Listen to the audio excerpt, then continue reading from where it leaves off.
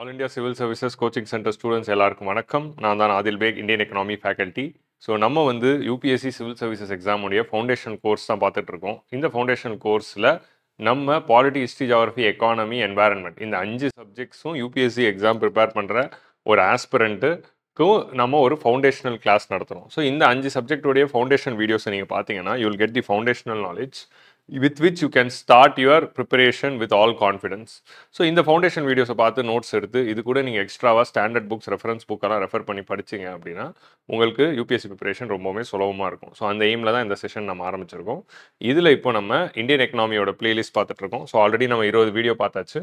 So நம்ம already NCRTஸு, national income, inflation, monetary policy முடிச்சாச்சு. இப்போ நம்ம ஃபிஸ்கல் பாலிசி வந்து போன வீடியோவில் நம்ம ஆரம்பித்தோம். ஸோ இன்றைக்கி வந்து நம்ம fiscal பாலிசியோடைய part 2 of the video தான் இன்னைக்கு பார்க்க போகிறோம். So today in this video we are going to see fiscal deficit and consolidation. So போன fiscal policy வீடியோவில் நம்ம என்ன பார்த்தோம்? So what is fiscal policy? Fiscal policy is nothing but government budgeting. So government அவங்களுடைய finances-ஐ எப்படி வந்து handle பண்ணுறாங்க. So government budgeting consist of 3 parts. That is ஒன்று வந்து ரெசிப்ஸ், இன்னொன்று எக்ஸ்பெண்டிச்சர் அண்ட் மூணாவது debt. So receipts, expenditure and debt இது மூணுத்தையும் எப்படி ஹேண்டில் பண்ணுறாங்க அப்படிங்கிறத பற்றி படிக்கிறது தான் ஃபிஸ்கல் பாலிசி. ஸோ நம்ம போன கிளாஸ் வீடியோவில் வந்து we discuss about what is fiscal policy, then we saw what is budget account, budget அக்கௌண்ட்டில் ரெவன்யூ அக்கௌண்ட்னா என்ன, கேபிட்டல் அக்கௌண்ட்னா என்ன அப்படிங்கிற அந்த ஒரு பேசிக்ஸ் பார்த்தோம். அப்புறம் பட்ஜெட் மேக்கிங் ப்ராசஸ்னா என்னன்னு பார்த்தோம், பட்ஜெட்டில் இருக்க கிராண்ட்ஸ் என்னென்ன இருக்குது அப்படின்னு பார்த்தோம். ஸோ அப்புறம் டைப்ஸ் ஆஃப் பட்ஜெட்டிங் பார்த்தோம். ஸோ இந்த அளவுக்கு டீட்டெயில்டாக நம்ம பார்த்துட்டோம். ஸோ நீங்கள் 20th வீடியோ பார்க்கல அப்படின்னா, இந்த வீடியோ தான் டேரெக்டாக பார்க்குறீங்க அப்படின்னா நீங்கள் இந்த வீடியோ நிறுத்திட்டு 20th செஷன் பார்த்துட்டு அப்புறம் நீங்கள் 21 கண்டினியூ பண்ணால் it will be better. Okay, so with this now will go in today's video. இன்னைக்கு வீடியோவில் நம்ம என்ன பார்க்க போகிறோம் அப்படின்னா, what is deficit and types of deficits, and அதுக்கப்புறமா வந்து fiscal consolidation, what is fiscal consolidation and FRBM act, அதை பற்றி வந்து will be seeing today. So இது ஆல்ரெடி வந்து நம்ம பட்ஜெட் அக்கௌண்ட்னா என்ன, பட்ஜெட் அக்கௌண்ட்டோட வேரியஸ் கான்ஸ்டிடியூன்ஸ் என்ன அப்படிங்கிறது பார்த்தோம். ஸோ இதில் ஒரு முக்கியமான விஷயம் என்ன அப்படின்னு பார்த்தீங்கன்னா, கவர்மெண்ட்டோடைய ரெசிப்ட்ஸ் என்னென்ன இருக்குது, எக்ஸ்பெண்டிச்சர் என்னென்ன இருக்குது அப்படிங்கிற இந்த 2 விஷயத்தை பார்த்தோம். ஸோ மூணாவதாக ஃபிஸ்கல் பாலிசியில் நம்ம பார்க்கக்கூடிய விஷயம் எது அப்படின்னு பார்த்தா அது வந்து டெட்டு, கவர்மெண்ட் வாங்குற கடன். ஸோ கவர்மெண்ட் வாங்குற கடன் வந்து தான் வந்து third element of fiscal policy. So இந்த கடன்னா என்ன, இது எப்படி ஹேண்டில் பண்ணோம், வை திஸ் டெட் அக்கர்ஸ், அதை பற்றி தான் இதை பார்க்க போகிறோம். ஸோ நம்ம வந்து ஒரு ஃபிஸ்கல் பாலிசியில் பார்த்தீங்கன்னா there are 2 types of budgets.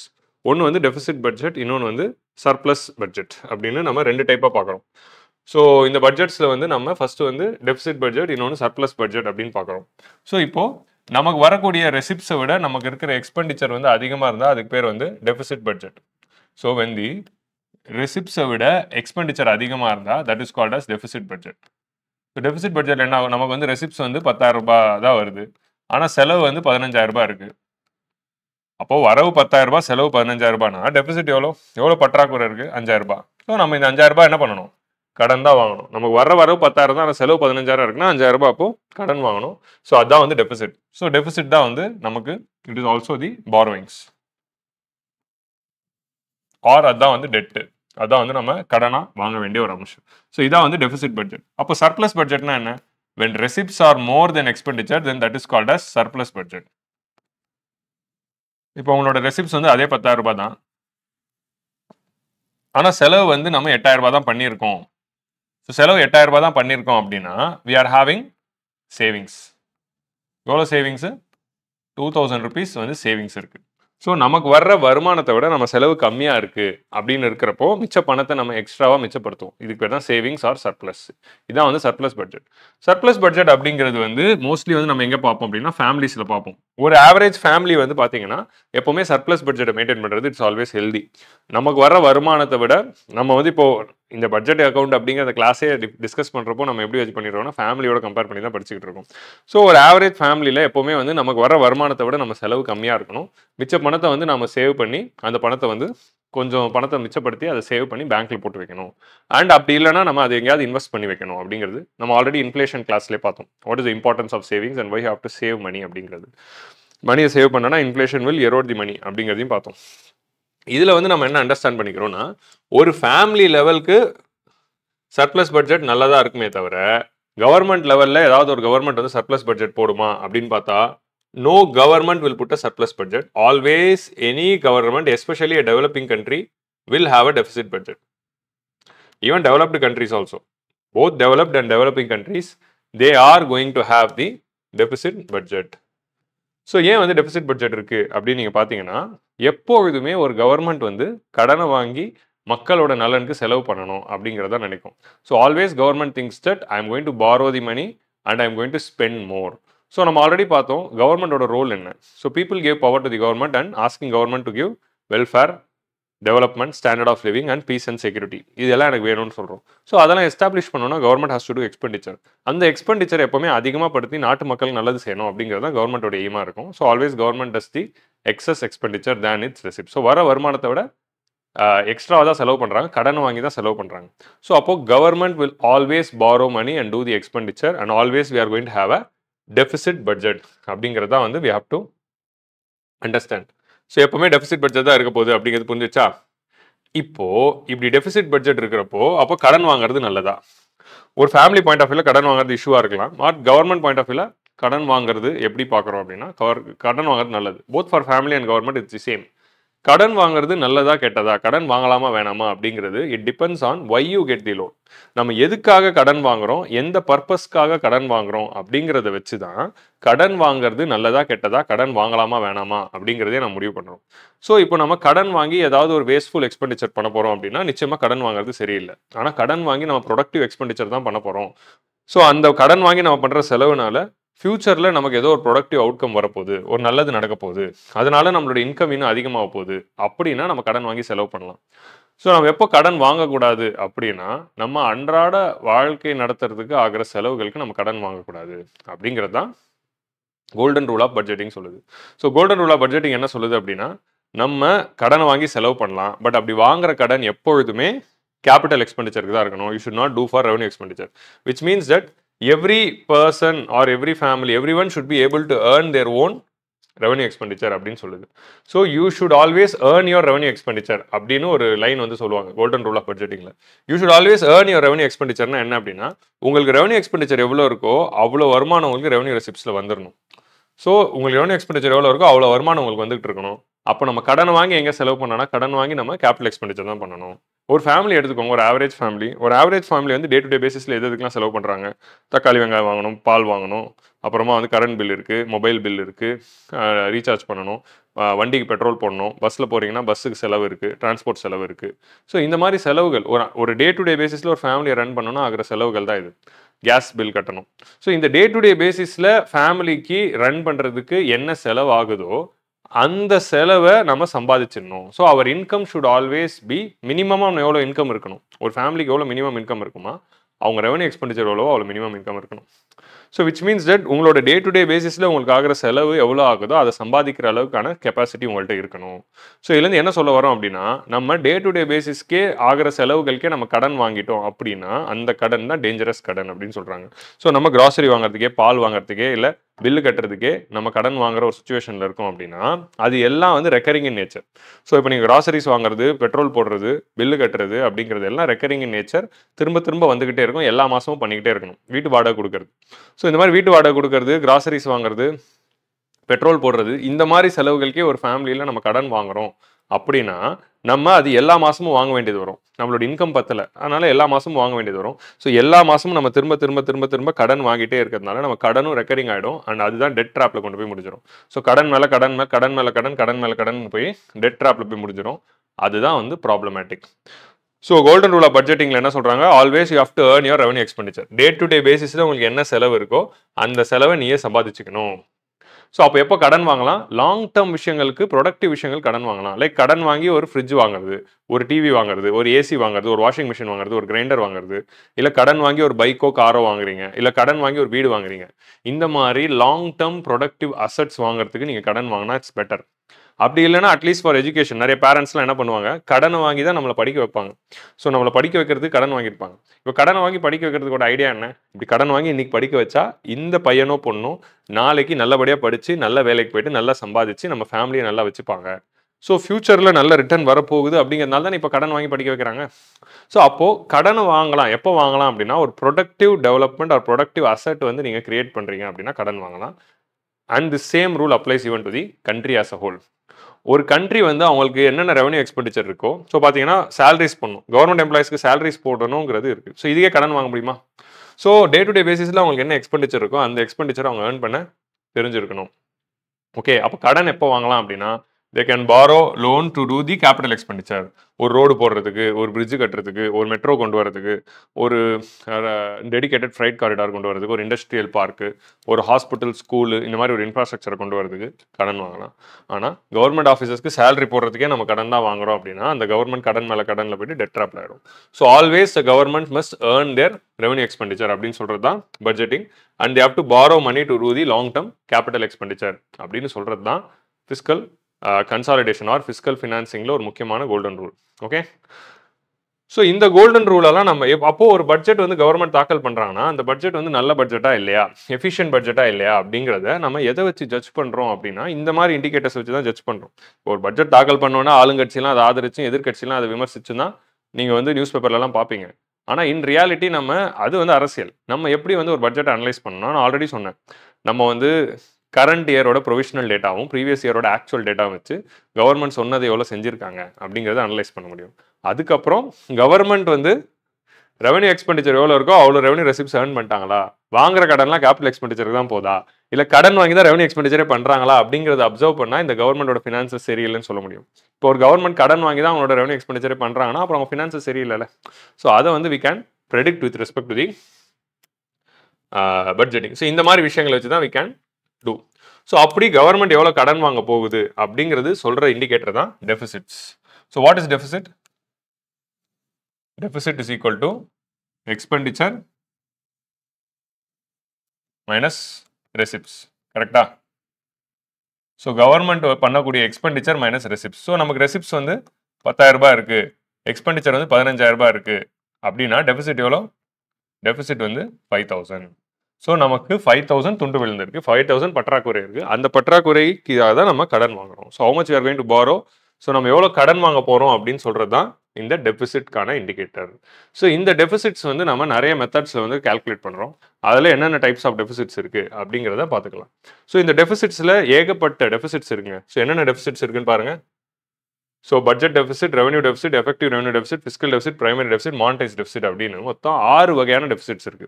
So 6 வகையான டெபிசிட்ஸ் வந்து you are going to study. எதுக்கு இத்தனை வகையான டெபிசிட்ஸ் இருக்கு அப்படின்னு பார்த்தீங்கன்னா இது எல்லாமே ஒரு இண்டிகேட்டர்ஸ். இப்போ எப்படி கன்சூமர் பிரைஸ் இண்டெக்ஸ் இன்ஃப்ளேஷனை மெஷர் பண்றதுக்கு ஒரு 7 இண்டிகேட்டர் வச்சிருக்கோம்ல, 6 சிபிஐ இருக்கு, ஒரு WPI இருக்கு. ஜிடிபியை மெஷர் பண்றது GDP, GNP, NNP, factor cost, market price, basic price, income method, product method, expenditure மெத்தட்னு இவ்வளோ பார்க்குறோம்ல. Personal income, personal disposable income, nominal GDP, real ஜிடிபின்னு. ஸோ அந்த மாதிரி தான் டெபிசிட்ஸும். ஒரு பட்ஜெட்டோடைய ஹெல்த், கவர்மெண்ட்டோடைய பட்ஜெட் வந்து எவ்வளோ ஹெல்தியாக இருக்கு, அந்த பட்ஜெட் வந்து சஸ்டைனபிள் பட்ஜெட்டா அன்சஸ்டைனபிள் பட்ஜெட்டா? சஸ்டைனபிள் பட்ஜெட்னா என்ன? ஹெல்தியான budget with controlled debt. Unsustainable பட்ஜெட்னா கண்ட்ரோலே இல்லாமல் கடன் வாங்கி கடன் தொல்லையில் மாட்டிட்டு இருக்காரு. ஸோ அந்த மாதிரி பட்ஜெட் எவ்வளோ எஃபிஷியண்டாக இருக்கு அப்படின்னு மெஷர் பண்ணக்கூடிய அந்த இண்டிகேட்டர்ஸ் தான் இந்த டெபிசிட் ரிலேட்டட் இண்டிகேட்டர்ஸ். ஸோ உங்களுக்கு புரியுதா? ஸோ இதில் வந்து ஃபர்ஸ்ட் நம்ம பார்க்கக்கூடிய டாபிக் எது அப்படின்னு பார்த்தா budget deficit. So budget deficit is a theoretical value. Theoretical வேல்யூனா என்ன அப்படின்னா it's going to be 0. So theoretical value இதை நம்ம எந்த ஆங்கிளில் சொல்கிறோம் அப்படின்னா பட்ஜெட் டெபிசிட் அப்படின்னா total expenditure. So what is budget deficit? Budget deficit is equal to total expenditure minus total receipts. So கவர்மெண்டோட டோட்டல் எக்ஸ்பெண்டிச்சர்னா capital expenditure plus revenue expenditure minus revenue receipts plus capital receipts. So கவர்மெண்டோடைய total receipts minus total receipts, அதாவது total expenditure, revenue expenditure, capital expenditure, total receipts, revenue receipts, capital receipts, இதோடைய total வேல்யூவோடைய difference தான் வந்து நமக்கு budget deficit. Budget as ஹோல்ல எவ்வளோ expenditure இருக்கு, budget as ஹோல்ல எவ்வளோ receipts இருக்கு அப்படிங்கிற அந்த டோட்டல் வேல்யூவோட மைனஸ் பண்ணும்போது தான் நமக்கு பட்ஜெட் டெபிசிட் வேல்யூ கிடைக்குது. இந்த பட்ஜெட் டெபிசிட் அப்படிங்கிற தியரிட்டிக்கல் வேல்யூ அப்படின்னு ஏன் சொல்றேன்னா இது வந்து ஆன் பேசிஸ் தியரிட்டிக்கலா இது 0ன்னு வரும். ஏன் வரும் அப்படின்னா கேபிட்டல் ரெசிப்ட்ஸ் அப்படிங்கிற இந்த வேல்யூ பாரு, டோட்டல் ரெசிப்ட்ஸ்குள்ள டோட்டல் எக்ஸ்பெண்டிச்சர்ல ரெவன்யூ எக்ஸ்பெண்டிச்சர், கேபிட்டல் எக்ஸ்பெண்டிச்சர் ரெண்டு வந்துருச்சா? டோட்டல் ரெசிப்ட்ஸ்குள்ள என்ன இருக்குன்னு பாருங்க, revenue receipts plus capital receipts அப்படிங்கிறது இருக்கு. இந்த கேபிட்டல் ரெசிப்ட்ஸ் அப்படிங்கிறதுக்குள்ள தான் என்ன இருக்கு? பாரோயிங் இருக்கு, கடன். ஸோ இப்போ நம்ம என்ன பண்ணிடுறோம், இப்போ நீங்கள் இந்த ப்ரீவியஸ் ஸ்லைடில் பார்த்தீங்கன்னா நம்மளுடைய டோட்டல் ரெசிப்ட்ஸ் இல்லை கேபிட்டல் ரெசிப்ட்ஸ்குள்ளே இருக்குது. ஸோ கேபிட்டல் ரெசிப்ட்ஸ்குள்ளே தான் என்ன இருக்குது? நம்ம வாங்குற கடனே இருக்குது. ஸோ கவர்மெண்ட் வாங்குற கடனே நம்ம ரெசிப்ட் அப்படின்னு சொல்லி தான் உள்ளே போட்டிருக்கோம். ஸோ ரெசிப்ட்னு சொல்லி உள்ளே போட்டுட்டு இருக்கிறப்போ இதில் என்ன வருது அப்படின்னா budget deficit is equal to 0ன்னு வரும். So total expenditure and total receipt. So கவர்மெண்டோட டோட்டல் எக்ஸ்பெண்டிச்சர் எவ்வளோ? டோட்டல் எக்ஸ்பெண்டிச்சர் 15,000 ரூபாய். டோட்டல் ரெசிப்ட்ஸ் எவ்வளோ? டோட்டல் ரெசிப்ட்ஸில் இது வந்து நம்மளுடைய இன்கம், கரெக்டா? நம்மளுடைய இன்கம்னா வந்து இது இன்கம் வந்து நான் டெட் கிரியேட்டிங் ரெசிப்ட்ஸ் அப்படின்னு கூட சொல்லலாம். ஸோ இதை தாண்டி வெறும் வந்து நம்மளுடைய ரெசிப்ட்ஸ் டோட்டல் ரெசிப்ட்ஸில் இது மட்டும் இருக்கானா? டோட்டல் ரெசிப்ட்ஸில் இது மட்டும் இல்லை, இன்கமையும் தாண்டி நமக்கு கேபிட்டல் ரெசிப்ட்ஸ்குள்ள பாரோயிங் இருக்கு. ஸோ நமக்கு எக்ஸ்பெண்டிச்சர் மைனஸ் இன்கம்ல எவ்வளோ துண்டு விழுதோ அதுதான் வந்து டெபிசிட் அப்படின்னு சொல்கிறோம். இந்த டெபிசிட்டை தான் நம்ம கடனாக வாங்க போகிறோம். அந்த கடன் தான் கேபிட்டல் ரெசிப்ட்ஸ்குள்ளேயே இருக்கு. ஸோ நமக்கு எவ்வளோ இப்போ டெபிசிட் ஆயிருக்கு? 5,000 ரூபாய் டெபிசிட் ஆயிருக்கு அப்படின்னு பார்த்துறோம். நம்ம இன்கம் வந்து 5,000 ரூபாய் கம்மியாக இருக்குன்னு பார்த்தோம்னா 5,000 ரூபாய் கடன் வாங்கிட்டோம். அந்த கடன் வாங்கினது கேபிட்டல் ரெசிப்ட்ஸ்குள்ள வந்து கடனாக வந்துடும். ஸோ நம்மளோட எக்ஸ்பெண்டிச்சர் எவ்வளோ? டோட்டல் எக்ஸ்பெண்டிச்சர் வந்து எவ்வளோ வரப்போகுது? ஸோ டோட்டல் எக்ஸ்பெண்டிச்சர் வந்து 15,000 ரூபாய். நம்ம கிட்ட இருக்க டோட்டல் ரெசிப்ட்ஸ் எவ்வளோ?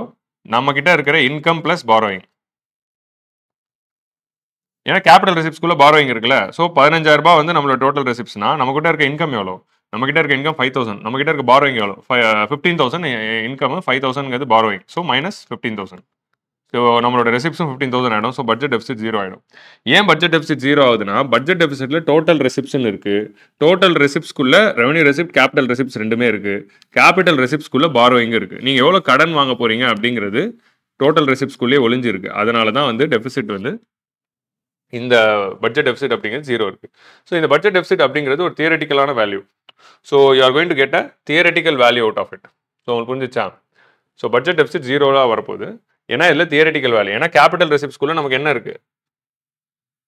நம்ம பாரோயிங்கே கேபிட்டல் ரெசிப்ட்குள்ள தான் போட்டிருக்கோம். ஸோ அப்போ அந்த வருஷம் வாங்க வேண்டிய அந்த 5,000 ரூபாவே இதுக்குள்ள தான் இருக்கு. அப்போ டோட்டல் ரெசிப்ட்ஸ் எடுக்கிறப்போ, கேபிட்டல் ரெசிப்ட்ஸ் எடுக்கிறப்போ இந்த 5,000 ரூபாயும் இதுக்குள்ள தான் இருக்கு. ஸோ நம்ம எவ்வளோ கடன் வாங்க போகிறோமோ அது ஆல்ரெடி உள்ள கேபிட்டல் ரெசிப்ட்ஸில் போட்டுட்டு தான் எடுக்கிறோம். ஸோ பட்ஜெட் டெபிசிட் அப்படிங்கிறது 0 இருக்கும். ஸோ அப்போ அதனால தான் பட்ஜெட் டெபிசிட் அப்படிங்கிறது ஒரு இண்டிகேட்டராக நம்ம யூஸ் பண்ணுறதே இல்லை. ஸோ அதனால தான் பட்ஜெட் டெபிசிட்க்கு ஆல்டர்னேட்டிவா இப்போ பட்ஜெட் டெபிசிட் வச்சு நம்ம வந்து அதை வச்சு கவர்மெண்டோட கடன் என்ன அப்படிங்கிறது தெரிஞ்சுக்க முடியாது. ஸோ அப்போ கவர்மெண்டோட கடன் என்ன அப்படின்னு தெரிஞ்சுக்கிறதுக்காக வந்த ஒரு இண்டிகேட்டர் தான் ஃபிஸ்கல் டெபிசிட்.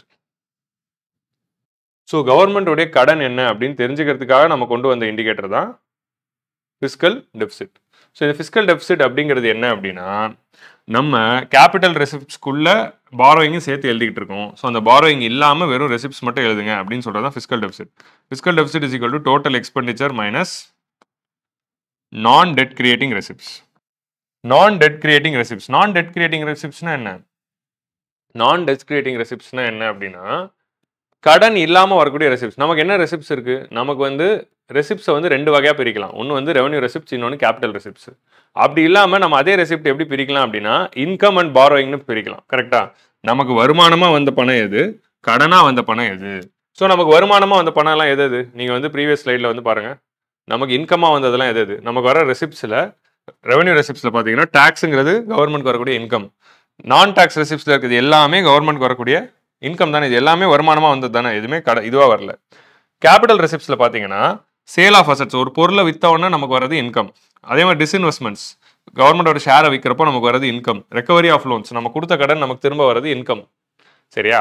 ஆனால் பாரோயிங்ஸுங்கிறது இன்கமா? பாரோயிங்ஸுங்கிறது it's not income, it is a debt creating receipts. It's a கடன், இட்ஸ் அ டெட். ஸோ அப்போ கவர்மெண்டோடைய டோட்டல் ரெசிப்ட்ஸில் இன்கம் அண்ட் பாரோயிங்ஸ் அப்படின்னு பிரிச்சிடலாம். ஸோ பாரோயிங் தவிர மிச்சது எல்லாமே இன்கம், இது மட்டும் பாரோயிங். ஸோ இதை வந்து நம்ம டெட் கிரியேட்டிங் ரெசிப்ட் அப்படின்னு கூட சொல்லலாம். கடனை உருவாக்குற ரெசிப்ட். இது தவிர்த்து மிச்சது எல்லாமே non debt creating receipts. So revenue receipts ஃபுல்லாவுமே நான் டெட் கிரியேட்டிங் ரெசிப்ட்ஸ். சரியா? ஸோ அப்போ நம்ம ரெசிப்ட்ஸை வந்து debt creating receipts and non debt creating receipts அப்படின்னு பிரிக்கலாம். ரெசிப்ட்ஸ் வந்து debt creating receipts, non debt creating receipts அப்படின்னு ரெண்டா பிரிக்கிறோம். டெட் கிரியேட்டிங் ரெசிப்ட்ஸ்னா நம்ம கடனா வாங்குறது, அதாவது நம்ம வாங்குற பாரோயிங். நான் டெட் கிரியேட்டிங் ரெசிப்ட்ஸ்னா revenue receipts and all the capital receipts which is not creating any borrowings. So அப்போ டோட்டல் எக்ஸ்பெண்டிச்சர்ல நான் டெட் கிரியேட்டிங் ரெசிப்ட்ஸ்னு சொல்றோம். ஸோ இந்த இன்கம் அப்படிங்கிறதுக்கு தான் நம்ம நான் டெட் கிரியேட்டிங் ரெசிப்ட்ஸ் அப்படின்னு சொல்றோம். ஸோ டோட்டல் எக்ஸ்பெண்டிச்சர்னா எவ்வளோ வருது? 15,000 ரூபாய் minus non debt creating receipts தான் 10,000 ரூபாய். அப்போ நம்மளோட ஃபிஸ்கல் டெபிசிட் எவ்வளோ? 5,000 ரூபாய். ஸோ நமக்கு வருமானமாக வந்தது எவ்வளோ அப்படின்னு மட்டும் எடுக்கிறோம். ஸோ நமக்கு வருமானமாக வந்ததுங்கிறது 10,000 ரூபாய் தான்.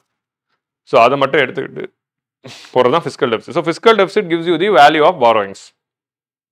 ஸோ பட்ஜெட் டெபிசிட்டில் பார்த்தீங்கன்னா பாரோயிங்ஸ் வந்து கேபிட்டல் ரெசிப்ட்ஸ்குள்ளேயே இருக்கிறதுனால அதை வந்து இங்கே இதுக்குள்ளே இருக்கிறதுனால பட்ஜெட் டெபிசிட் வேல்யூ 0 தான் வரும். ஸோ அதில் வந்து நமக்கு பாரோயிங்ஸ் எவ்வளோன்னு தெரியாது. அதனால தான் நம்ம என்ன பண்ணுறோம், பாரோயிங்ஸை எடுத்து எவ்வளோ கடன் வாங்கியிருக்கோம் அப்படின்னு தெரிஞ்சுக்கிறதுக்காக டோட்டல் எக்ஸ்பெண்டிச்சர்லேருந்து நம்ம என்ன பண்ணிக்கிறோம், நான் டெட் கிரியேட்டிங் ரெசிப்ஸை மைனஸ் பண்ணிக்கிறோம். அப்படி மைனஸ் பண்ணிக்கிட்டா நமக்கு வரது பாரோயிங்ஸ். ஸோ இதை நம்ம எப்படி பண்ணலாம் அப்படின்னா, பட்ஜெட் டெபிசிட்லேருந்து நம்ம பாரோயிங்ஸை மட்டும் திரும்ப வந்து இங்கே உள்ளே போட்டு மைனஸ் பண்ணிட்டோம். நம்ம எவ்வளோ கடன் வாங்கினோமோ அதை உள்ளே போட்டு மைனஸ் பண்ணிட்டோங்கிறதுனால பட்ஜெட் டெபிசிட் ப்ளஸ் பாரோயிங் அப்படின்னு இதுக்கு இன்னொரு மீனிங் இருக்குது. ஸோ ஃபிஸ்கல் டெபிசிட்க்கு வந்து நமக்கு வந்து ஒரு நிமிஷம் இருங்க. ஃபிஸ்கல் டெபிசிட் வந்து நம்ம வந்து போடுறப்போ fiscal deficit is equal to budget deficit plus borrowings அப்படின்னு இன்னொரு டெஃபினிஷன் இருக்குது. அது என்ன பட்ஜெட் டெபிசிட் ப்ளஸ் பாரோயிங் அப்படின்னா, பட்ஜெட் டெபிசிட்னா என்ன, total expenditure minus total receipts plus borrowings. So இப்போ டோட்டல்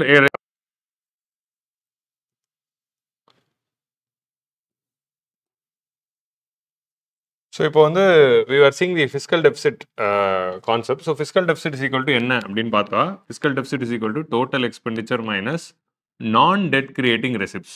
அதாவது நம்ம ரெசிப்ட்ஸை வந்து ரெண்டாக பிரிக்கிறோம். ஸோ ரெசிப்ட்ஸை வந்து debt creating receipts and non debt creating receipts அப்படின்னு ரெண்டாக பிரிக்கிறோம். ஸோ நான் டெட் கிரியேட்டிங் ரெசிப்ட்ஸில் என்னென்ன வரும் அப்படின்னா, ரெவன்யூ ரெசிப்ட்ஸ் எல்லாமே non debt creating. So debt creating ரெசிப்ட்ஸ்னா கடனாக வரக்கூடிய வரும் ரெசிப்ட்ஸு, நான் டெட் கிரியேட்டிங்னா கடனாக இல்லாமல் வரக்கூடிய அதர் ஃபார்ம்ஸ் ஆஃப் ரெசிப்ட்ஸு. ஸோ கடனாக வரக்கூடிய டெட் கிரியேட்டிங் ரெசிப்ட்ஸை தான் நம்ம பாரோயிங் அப்படின்னு சொல்கிறோம். ஸோ கடனாக இல்லாமல் வர மிச்சம் எல்லா ரெசிப்ட்ஸையுமே நம்ம நான் டெட் கிரியேட்டிங் சொல்கிறோம். ரெவன்யூ ரெசிப்ட்ஸ் ப்ளஸ் இங்கே பாருங்கள், ரெவன்யூ ரெசிப்ட்ஸ் எல்லாமே இது வந்து நமக்கு வரக்கூடிய இன்கம் தான். ஸோ ரெவன்யூ ரெசிப்ட்ஸு, அதில் வர டேக்ஸ் ரெசிப்ட்ஸ், நான் டேக்ஸ் ரெசிப்ட்ஸ் எல்லாமே வந்து நமக்குடைய இன்கம் தான். கேபிட்டல் ரெசிப்ட்ஸை பார்த்தீங்கன்னா ரெக்கவரி ஆஃப் லோன், நம்ம ஸ்ரீலங்கா கொடுத்த லோன் நமக்கு திரும்ப வரும்போது அது ரெசிப்ட்ஸு. நம்ம ஒரு அசட்டை விற்கிறப்போ நமக்கு வர பணம் அதுவும் நான் டெட் கிரியேட்டிங் ரெசிப்ட்ஸ், ஏன்னா அது நமக்கு வருமானமாக வருது. டிஸ்இன்வெஸ்ட்மெண்ட்லேருந்து வரக்கூடிய பணமும் நமக்கு நான் டெட் கிரியேட்டிங் ரெசிப்ட்ஸ், ஏன்னா வருமானமாக வருது. ஆனால் பாரோயிங் அப்படிங்கிறது தான் டெட் கிரியேட்டிங் ரெசிப்ட்ஸ். அப்போ இது மூணுமே நான் டெட் கிரியேட்டிங் ரெசிப்ட்ஸ், இது மட்டும்தான் debt creating receipts. Revenue receipts ஃபுல்லாகவே வந்து நான் டெட் கிரியேட்டிங் ரெசிப்ட்ஸ் தான். ஸோ நான் டெட் கிரியேட்டிங் ரெசிப்ட்ஸ்னா என்ன அப்படின்னா, நமக்கு நம்மளோட இன்கமாக வர்றது, நம்ம கையில் வருமானமாக வர்றது தான் non debt creating receipts. So capital ரெசிப்ட்ஸில் இருக்கக்கூடிய அந்த வரக்கூடிய விஷயங்கள் வித்தவுட் பாரோயிங்ஸ்.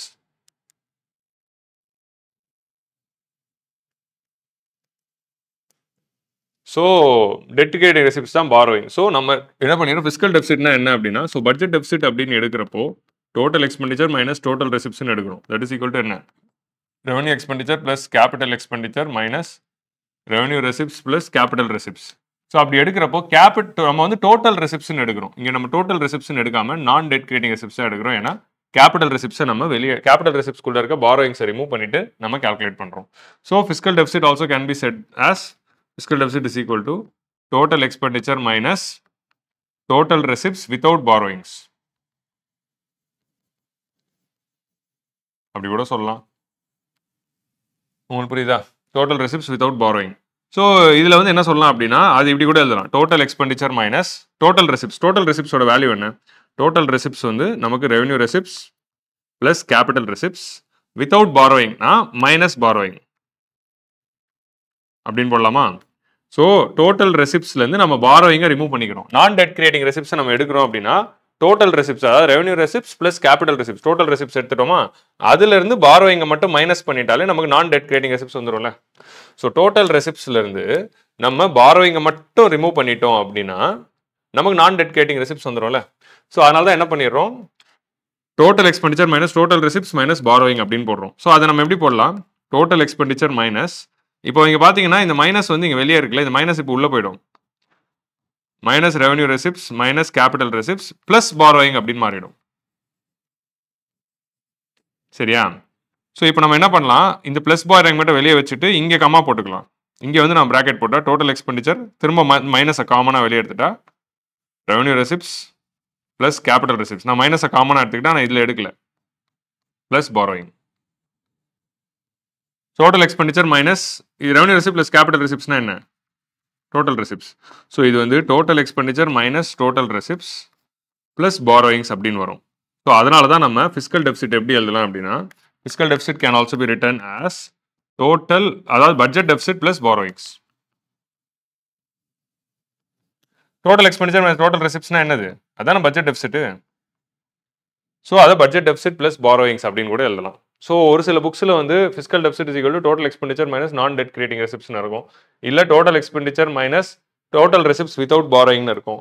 இல்லை பட்ஜெட் டெபிசிட் பிளஸ் பாரோயிங்னு இருக்கும். பட்ஜெட் டெபிசிட் பிளஸ் பாரோயிங்னா என்ன? இந்த டெரிவேஷன்லேருந்து நீங்கள் புரிஞ்சிக்கலாம். இந்த டெரிவேஷன்லாம் பார்த்துட்டு எக்ஸாமுக்கு இது வேணும் அப்படிங்கிறதுலாம் இல்லை.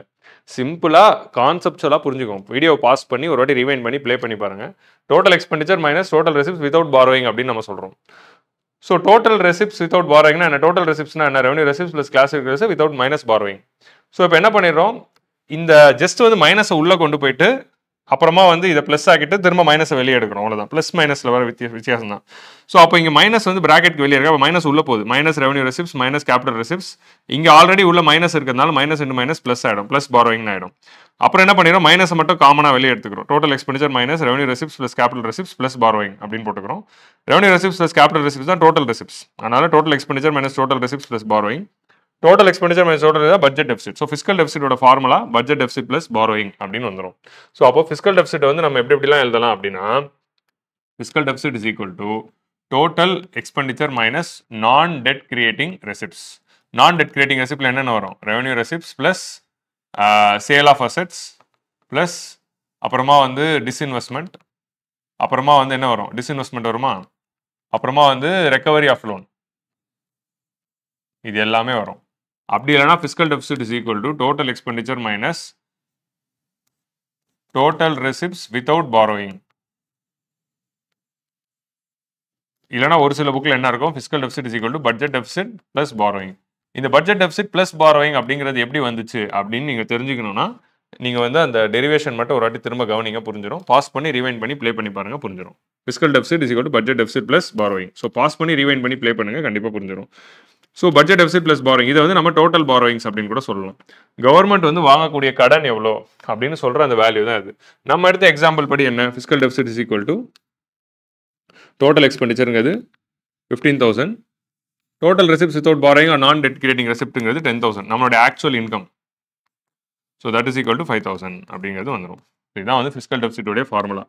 ஸோ ஃபிஸ்கல் டெபிசிட் அப்படி கூட எழுதலாம். ஸோ பட்ஜெட் டெபிசிட் வந்து டெக்னிக்கலாக 0ன்னு வருது. ஃபிஸ்கல் டெபிசிட் வந்து total expenditure minus non debt creating receipts அப்படின்னு கூட போடலாம். ஸோ ஃபிஸ்கல் டெபிசிட் கான்செப்ட் கொஞ்சம் கன்ஃபியூஷிங்காக இருக்கும். உங்களுக்கு இங்கே இந்த இடத்துல புரியலைன்னா பாஸ் பண்ணிவிட்டு திரும்ப ரிவைண்ட் பண்ணி இன்னொரு வாட்டி ப்ளே பண்ணி பாருங்கள், உங்களுக்கு கிளியராக புரிஞ்சிடும். ஓகே. ஸோ நெக்ஸ்ட் வந்து ரெவன்யூ டெபிசிட். ஸோ ரெவன்யூ டெபிசிட்னா என்ன? Revenue deficit is equal to revenue expenditure minus revenue receipts, அவ்வளோதான். So revenue expenditure minus revenue receipts, அவ்வளோதான். இது போட்டாலே உங்களுக்கு ரெவன்யூ டெபிசிட் வேல்யூ வந்துடும். ஸோ ரெவன்யூ எக்ஸ்பெண்டிச்சரோட வேல்யூ வந்து என்ன இங்கே? So revenue expenditure minus revenue receipts, அதாவது ரெவன்யூ அக்கௌண்ட்டோடைய டெபிசிட் எவ்வளோ அப்படின்னு தனியாக கால்குலேட் பண்ணுறது தான் ரெவன்யூ டெபிசிட் அப்படிங்கிறது. ஸோ அது வந்து revenue expenditure minus revenue deficit. So அப்போ ரெவன்யூ டெபிசிட்டுக்கு ஒரு வேல்யூ வருது அப்படின்னா இதோட மீனிங் என்ன? அப்போ revenue expenditure is greater than revenue receipts அப்படின்னு இருக்கும். ஸோ அப்போ நமக்கு வர ரெவன்யூ ரெசிப்ட்ஸோட நம்மளோட ரெவன்யூ எக்ஸ்பெண்டிச்சர் அதிகமாக இருக்குன்னு அர்த்தம். அப்போ ஒரு கவர்மெண்ட்டுக்கு ரெவன்யூ டெபிசிட் இருக்கு அப்படின்னா, when a government is having revenue deficit, it means that it is not able to earn its revenue expenditure. So அவங்களுக்கு தேவைப்படுற டே டு டே ஆக்டிவிட்டிஸ்க்கு வரக்கூடிய அந்த ரெவன்யூ எக்ஸ்பெண்டிச்சர் ஏர்ன் பண்ணுற கெப்பாசிட்டி அவங்ககிட்ட இல்லை. விச் மீன்ஸ் தட் கவர்மெண்டோடைய finances are not healthy because they are going to borrow. ஏன்னா ரெவன்யூ எக்ஸ்பெண்டிச்சர் ரெவன்யூ ரெசிப்ட்ஸோட அதிகமாக இருக்குது அப்படின்னா அப்போ கடன் வாங்கி தான் செலவு பண்ண வேண்டியது இருக்குது. அப்போ ஒரு கவர்மெண்ட்டுக்கு ரெவன்யூ டெபிசிட் இருக்குன்னா they are borrowing to do day to day expenditure அப்படின்னு அர்த்தம். ஸோ அப்படி ரெவன்யூ டெபிசிட் அதிகமாக இருக்கிற கவர்மெண்ட் வந்து it is not having good ஃபினான்சஸ்னு அர்த்தம். நம்ம கோல்டன் ரூல் ஆஃப் பட்ஜெட்டிங்ல என்ன பண்ணோம்? You should always able to earn your revenue expenditure அப்படின்னு நான் சொன்னேன். அப்போ ஒரு கவர்மெண்ட்க்கு ரெவன்யூ டெபிசிட் இருக்குனால என்ன அர்த்தம்? ரெவன்யூ டெபிசிட் இருக்குன்னா ரெவன்யூ எக்ஸ்பெண்டிச்சர் இஸ் மோர் தென் ரெசிப்ட்ஸ்னு அர்த்தம். ஸோ அப்போ ஆட்டோமேட்டிக்லி அந்த கவர்மெண்ட் வந்து டே டு டே பேசிஸ்க்கே கடன் வாங்குதுன்னு அர்த்தம். ஸோ அப்போ revenue deficit is an indicator to measure the health of the budget. ஒரு கவர்மெண்டோட பட்ஜெட் வந்து ஹெல்தியா இருக்கா இல்லையா அப்படின்னு மெஷர் பண்ணக்கூடிய ஒரு டூலாவே நமக்கு ரெவன்யூ டெபிசிட் இருக்கு அப்படிங்கிறத we have to understand. So next வந்து அப்போ ஒரு கவர்மெண்டோட வேல்யூ வந்து எப்பவுமே கவர்மெண்ட் என்ன எய்ம் பண்ணும் அப்படின்னா ரெவன்யூ டெபிசிட் வேல்யூவை கண்ட்ரோல்டாக வச்சுக்கணும் அப்படிங்கிறது தான் ஒரு கவர்மெண்டோட எய்மாவே எப்பவுமே இருக்கும். ஸோ நெக்ஸ்ட் வந்து அடுத்ததான் நம்ம பார்க்கக்கூடிய இண்டிகேட்டர் வந்து effective revenue deficit. So effective revenue deficit அப்படிங்கிறது புதுசாக கொண்டு வரப்பட்ட ஒரு இனிஷியல், அதாவது இதனால இல்லை 2011லேருந்து இருக்கிற விஷயம். புதுசுனா அது வந்து 13 வருஷம் ஆகுது. ஸோ ஜென்ரலாக பட்ஜெட்டிங்கில் வந்து ரெவன்யூ டெபிசிட் அப்படிங்கிறது மட்டும் தான் கால்குலேட் பண்ணுவாங்க. எஃபெக்டிவ் ரெவன்யூ டெபிசிட்ங்கிறது இந்தியன் கான்டெக்ஸ்ட்டில் கொண்டு வரும். So effective revenue deficit is equal to revenue deficit plus grants for creation of capital assets. So grants for creation of capital asset. Okay, இதுனா revenue deficit plus grants plus created for the capital assets அப்படின்னு நீங்க பார்க்கலாம். So அது என்ன அப்படின்னா இப்போ நமக்கு revenue அக்கௌண்ட்ல என்ன இருக்கு, ரெவன்யூ எக்ஸ்பெண்டிச்சர்னு இருக்கு. ஸோ சென்ட்ரல் கவர்மெண்டோட ரெவன்யூ எக்ஸ்பெண்டிச்சர் உள்ள என்ன இருக்கு அப்படின்னா grants which is given to the state government இருக்கு. ஸோ ஸ்டேட் கவர்மெண்ட்க்கு கொடுக்கக்கூடிய grants central government point of வியூல அது வந்து நம்ம வந்து ஃப்ரீயாக தானே தரோம், ஒன் சைடடாக தானே தரோம். அப்போ சென்ட்ரல் கவர்மெண்ட் ஸ்டேட் கவர்மெண்ட் கொடுக்குற கிராண்ட்ஸ் வந்து it is one sided expenditure. So இந்த grants which has gone for the state government அப்படிங்கிறது சென்ட்ரல் கவர்மெண்டோட அக்கௌண்டிங்கில் ரெவன்யூ எக்ஸ்பெண்டிச்சர் உள்ள இருக்கு. ஸோ அப்போ ஒரு சென்ட்ரல் கவர்மெண்ட் வந்து ரெவன்யூ டெபிசிட் கால்குலேட் பண்ணுறப்போ revenue expenditure minus revenue receipts அப்படின்னு கால்குலேட் பண்ணுறாங்க. அப்போ ரெவன்யூ எக்ஸ்பெண்டிச்சர் ஹையாக இருக்கு. ஏன் அப்படின்னு பார்த்தா இந்த கிராண்ட்ஸ் வந்து நிறைய state government in case central government கொடுக்குறாங்க அப்படின்னா சம்டைம்ஸ் என்ன ஆகும், ரெவன்யூ எக்ஸ்பெண்டிச்சர் வேல்யூ அதிகமாயிடும். ஸோ அப்படி இருக்கிறப்போ ரெவன்யூ டெபிசிட் வேல்யூ அதிகமாயிடுது. ரெவன்யூ எக்ஸ்பெண்டிச்சர் வேல்யூ அதிகமாச்சுன்னா ரெவன்யூ டெபிசிட் வேல்யூ அதிகமாகும். ரெவன்யூ டெபிசிட் வேல்யூ அதிகமாயிடுச்சுன்னா அது இன்எஃபிஷியன்ட் பட்ஜெட், அந்த பட்ஜெட் எஃபிஷியண்டாக இல்லை, அந்த பட்ஜெட் சரியில்லை அப்படின்னு கிரிட்டிசைஸ் பண்ணிடுவாங்க. ஸோ அந்த பட்ஜெட் வந்து இட் இஸ் நாட் சூட்டபிள் அப்படின்னு சொல்லிடுவாங்க.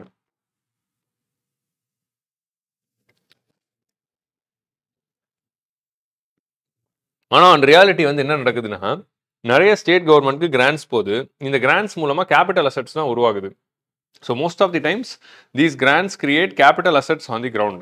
So capital assets on the ground na enna அப்படினு பாத்தீங்கன்னா like for example இப்போ வந்து கவர்மெண்ட் வந்து சம்டைம்ஸ் வந்து இந்த கிராண்ட்ஸ் வந்து எது கீழே தராங்கன்னா ஃபினான்ஸ் கமிஷன் ரிப்போர்ட் கீழே தனியாக தருவாங்க. ஃபினான்ஸ் கமிஷனுக்கு தனியாக ஒரு வீடியோ போட்டிருக்கேன், அதை போய் பாருங்க. What is finance commission and 15 finance commission ரிப்போர்ட்னு. ஸோ ஃபினான்ஸ் கமிஷன்னா என்ன அப்படின்னா ஒரு சென்ட்ரல் கவர்மெண்ட் ஸ்டேட் கவர்மெண்ட்க்கு எவ்வளோ கிராண்ட்ஸ் கொடுக்கணும் அப்படிங்கிறதுக்கும் அது ரெக்கமெண்டேஷன் கொடுப்பாங்க. ஸோ அதில் வந்து ஃபார் எக்ஸாம்பிள் இப்போ ஆந்திராவில் வந்து கேபிட்டல் சிட்டியே இல்லை, ஃபர்ஸ்ட் ஆந்திர பிரதேஷ் கிரியேட் பண்ணுறப்போ அங்கே வந்து கேபிட்டல் சிட்டியே இல்லை. அதே மாதிரி வந்து நார்த் ஈஸ்ட்டுக்கு நிறைய கிராண்ட்ஸ் வந்து தேவைப்படும், ஆந்திர பிரதேஷ் மாதிரியான ஸ்டேட்டுக்கு கிராண்ட்ஸ் வந்து தேவைப்படும், ஜம்மு அண்ட் காஷ்மீருக்கு செக்யூரிட்டி ரிலேட்டட் எக்ஸ்பெண்டிச்சர் இருக்கிறதுனால கிராண்ட்ஸ் வந்து நிறைய தேவைப்படும். ஸோ இந்த மாதிரி there are many states with specific necessities which might need grants. So அந்த மாதிரி கிராண்ட்ஸோட தேவை இருக்கிற நிறைய ஸ்டேட்ஸ் வந்து இந்தியாவில் இருக்குது. ஸோ சென்ட்ரல் கவர்மெண்ட் இந்த மாதிரியான ஸ்டேட்ஸ்க்கெல்லாம் வந்து கிராண்ட்ஸ் கொடுக்குறப்போ சம்டைம்ஸ் அந்த கிராண்ட்ஸ் வந்து ஸ்டேட் கவர்மெண்ட் ரிசீவ் பண்ணி they will be spending those grants for creation of capital asset. So அங்கே என்ன நடக்குது அப்படின்னா கேபிட்டல் எக்ஸ்பெண்டிச்சர் பண்ணுறதுக்காக சம்டைம்ஸ் வந்து they are using that grants. இப்போ ஆந்திர பிரதேஷ் இந்த மாதிரி கிராண்ட்ஸை ரிசீவ் பண்ணிட்டு அமராவதி அப்படிங்கிற கேபிட்டலை கன்ஸ்ட்ரக்ட் பண்ணுறாங்க. நார்த் ஈஸ்ட் வந்து இந்த மாதிரி ஒரு கிராண்ட்ஸை ரிசீவ் பண்ணிட்டு அவங்க ஊரில் வந்து ஒரு ரயில்வேஸ்க்கு ஏதோ அவங்க ஊரில் வந்து ஒரு ரோடு போடுறாங்க, இல்லை அவங்க ஊரில் ஒரு ஹாஸ்பிட்டலோ இல்லைனா வந்து ஒரு ஸ்கூலோ கட்டுறாங்க. ஜம்மு அண்ட் காஷ்மீரில் இந்த கிராண்ட் வாங்கிட்டு ஜம்மு அண்ட் காஷ்மீரில் ஒரு ஹாஸ்பிட்டல் கட்டுறாங்க, இல்லை ஒரு காலேஜ் கட்டுறாங்க, இல்லை ரோடு போடுறாங்க, இல்லை ரயில்வே ஸ்டேஷன் ஏதோ ஒன்று கேபிட்டல் எக்ஸ்பெண்டிச்சருக்கு பண்ணிடுறாங்க அப்படின்னு வச்சுக்கோங்களேன். இப்போ சென்ட்ரல் கவர்மெண்டோட அக்கௌண்ட்டில் பாயிண்ட் ஆஃப் வியூவில் பார்க்குறப்போ அந்த எக்ஸ்பெண்டிச்சர் வந்து கிராண்ட்டுங்கிறது ரெவன்யூ எக்ஸ்பெண்டிச்சர் கீழே இருக்குது. ஆனால் இந்த கிராண்ட்டுங்கிறது ஸ்டேட் கவர்மெண்ட் கிட்ட போன பிறகு ஸ்டேட் கவர்மெண்ட் அதை வச்சு கேபிட்டல் எக்ஸ்பெண்டிச்சர் பண்ணுறாங்க. ஸோ கிராண்ட்டுங்கிறது சென்ட்ரல் கவர்மெண்டோட பட்ஜெட் அக்கௌண்ட்டில் ரெவன்யூ எக்ஸ்பெண்டிச்சர் கீழே வருது. ஆனால் ஸ்டேட் கவர்மெண்ட் அந்த பணத்தை வாங்கி அவங்க கேபிட்டல் எக்ஸ்பெண்டிச்சர் பண்ணிடுறாங்க. அவங்க ஸ்டேட் கவர்மெண்ட்க்கு இந்த மாதிரி ரெவன்யூ எக்ஸ்பெண்டிச்சர் கேபிட்டல் எக்ஸ்பெண்டிச்சர்னு இருக்கும்ல. இப்போ at the end of the day நீங்கள் கவர்னன்ஸ் பாயிண்ட் ஆஃப் வியூவில் பார்த்தீங்கன்னா இந்திய நாட்டில் ஒரு கேபிட்டல் அசெட் தான் உருவாயிருக்கு, அங்கே ஒரு ரோடு தான் போட்டிருக்காங்க. ஆனால் அது சென்ட்ரல் கவர்மெண்ட் ஒரு கேபிட்டல் அசெட் தான் உருவாயிருக்கு. ஆனால் சென்ட்ரல் கவர்மெண்டோட அக்கௌண்டிங்கில் அது ரெவன்யூ எக்ஸ்பெண்டிச்சர் கீழே இருக்குது. ஸோ இந்த அனாமலி இருக்கிறதுனால என்ன ஆயிடுது, நிறைய ஸ்டேட்ஸ்க்கு வந்து நிறைய கிராண்ட்ஸ் கொடுக்குறப்போ சென்ட்ரல் கவர்மெண்ட் நிறைய கிராண்ட்ஸ் எடுத்து கொடுத்துட்றாங்க. ஆனால் கிராண்ட்ஸ் நிறைய கொடுக்குறப்போ என்ன ஆயிடுது, ரெவன்யூ எக்ஸ்பெண்டிச்சர் அதிகமாகிடுது. அதனால ரெவன்யூ டெபிசிட் வேல்யூ அதிகமாகிடுது. ரெவன்யூ டெபிசிட் வேல்யூ அதிகமாகிடுச்சுன்னா மக்கள் என்ன சொல்லிடுறாங்க, கிரிட்டிக்ஸ்லாம் என்ன சொல்லிடுறாங்க, கவர்மெண்ட் வந்து ரெவன்யூ எக்ஸ்பெண்டிச்சர் அதிகமாக பண்ணுறாங்க, ஸோ அதனால் வந்து அவங்களோட ஃபினான்சஸ் சரியில்லை, ஸோ பட்ஜெட் சரியில்லை, ஃபினான்ஸ் மேனேஜ்மெண்ட் வந்து சரியில்லை அப்படின்னு சொல்லிடுறாங்க. ஸோ அதனால என்ன ஆயிடுது, இந்த அனாமலியை சால்வ் பண்ணுறதுக்காக தான் எஃபெக்டிவ் ரெவன்யூ டெபிசிட் அப்படின்னு கொண்டு வந்து ஸோ ரெவன்யூ எக்ஸ்பெண்டிச்சரில் இந்த மாதிரி கிராண்ட்ஸ் கொடுக்குறோம். இந்த கிராண்ட்ஸ்னால ஸ்டேட் கவர்மெண்ட் இந்த மாதிரி கிராண்ட்ஸ் எல்லாம் வாங்கிட்டு அவங்க எவ்வளோ கேபிட்டல் எக்ஸ்பெண்டிச்சர், இப்போ வந்து ஆந்திர பிரதேஷ்க்கு 100 கோடி போகுது, 100 கோடியில் 80 கோடி வச்சு அவங்க அமராவதி கேபிட்டலில் நிறைய இன்ஃப்ராஸ்ட்ரக்சர் கட்டிட்டாங்க அப்படின்னா அது ஸ்டேட் கவர்மெண்டோட கேபிட்டல் எக்ஸ்பெண்டிச்சர் தான். ஸோ 100 கோடி கிராண்ட்ஸில் 80 கோடி அப்படி பண்ணிட்டாங்களே. ஸோ அப்போ 100 கோடி கிராண்ட்ஸில் 80 கோடி கிராண்ட்ஸ் கிரியேட்டட் கேபிட்டல் அசெட்ஸ்.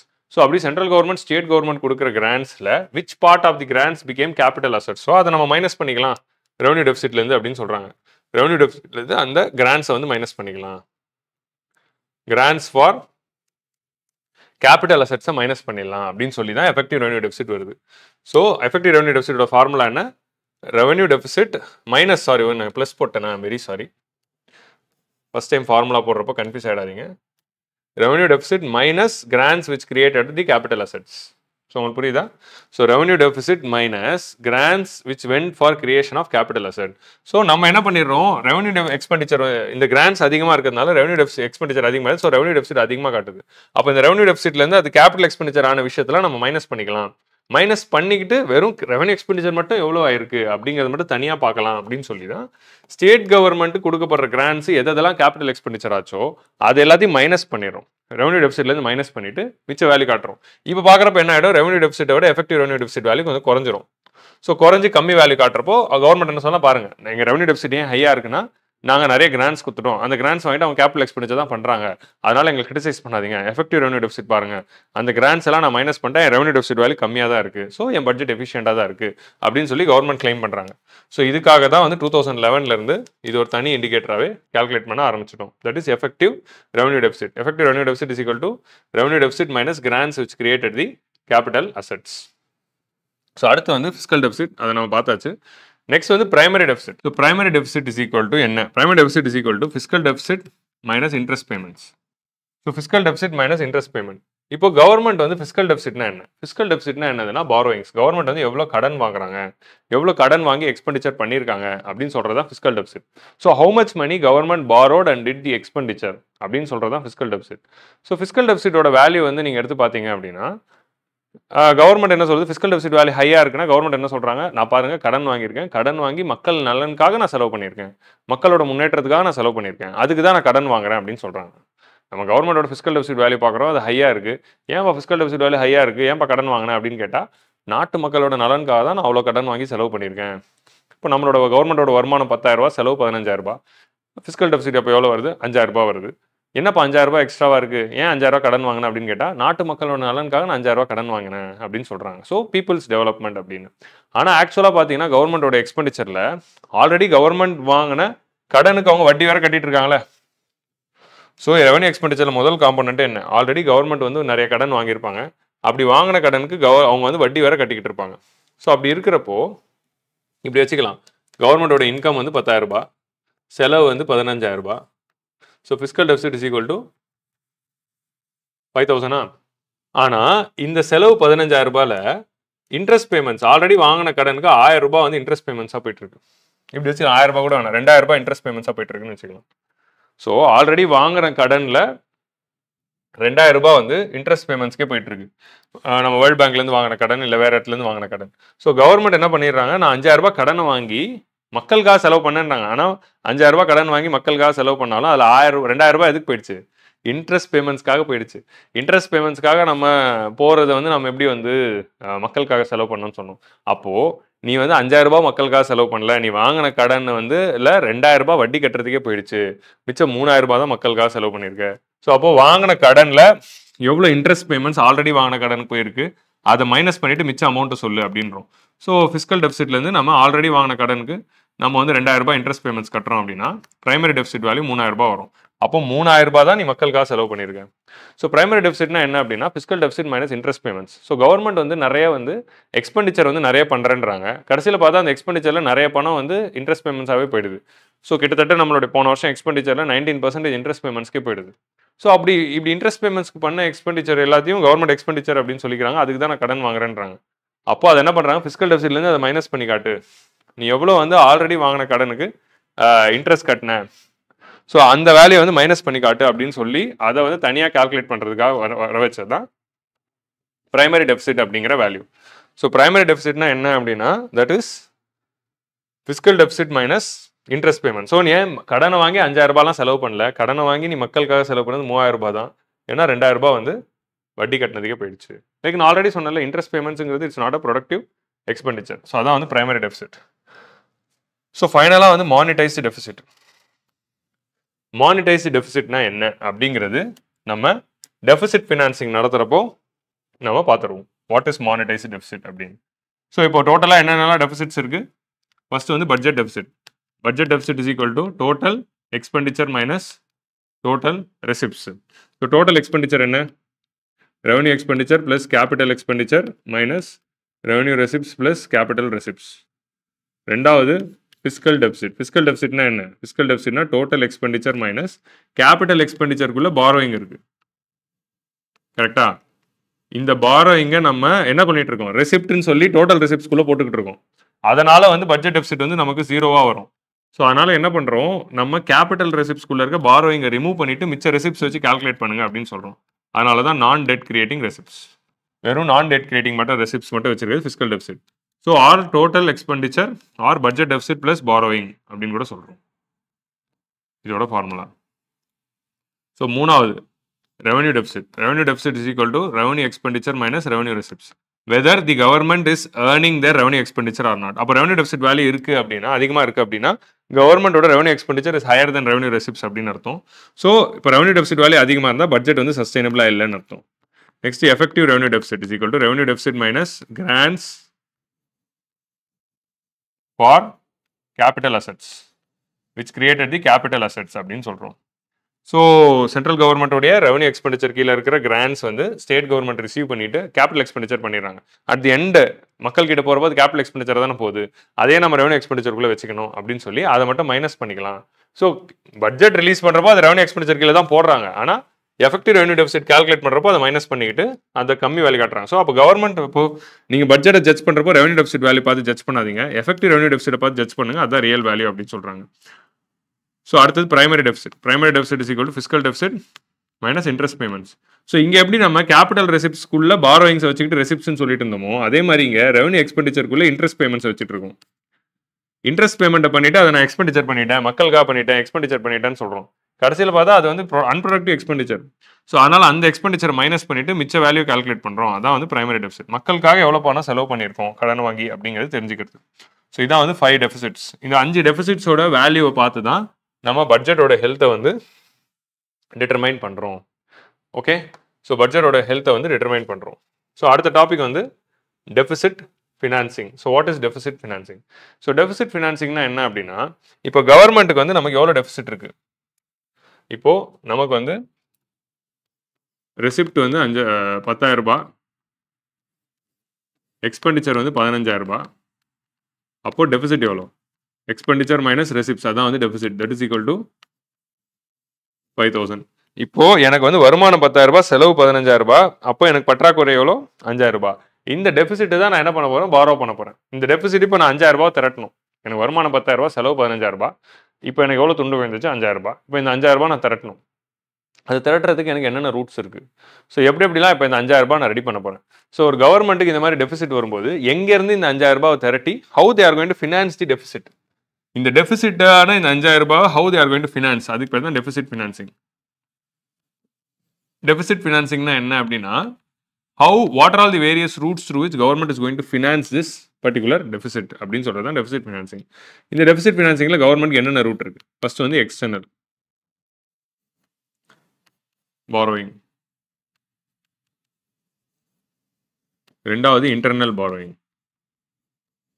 மூணாவது ஆர்பிஐ கிட்ட இருந்து வாங்குறது. ஸோ கவர்மெண்ட்டுக்கு இப்போ டெபிசிட் ஆயிடுச்சு. இப்போ பணம் திரட்டணும், 5,000 ரூபாய் திரட்டணும். 5,000 ரூபாய் திரட்டுறதுக்கு எனக்கு என்னென்ன ரூட் இருக்கு? எய்தர் கவர்மெண்ட் போய் வெளிநாட்டில் கடன் வாங்கலாம், அதுக்கு பேர் எக்ஸ்டர்னல் borrowing. அப்படி இல்லைன்னா உள்நாட்டிலேயே உள்நாட்டிலேயே பேங்க்ஸ் கிட்ட இருந்து கடன் வாங்கலாம், அது பேர் இன்டர்னல் borrowings. ஸோ அது ரெண்டு இல்லைனா ஃபைனலாக வந்து அவங்க ஆர்பிஐ கிட்ட இருந்தும் கடன் வாங்கலாம்.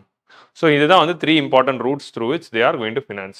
ஸோ எக்ஸ்டர்னல் borrowingனா என்ன அப்படின்னா, external multilateral agencies or banks or countries,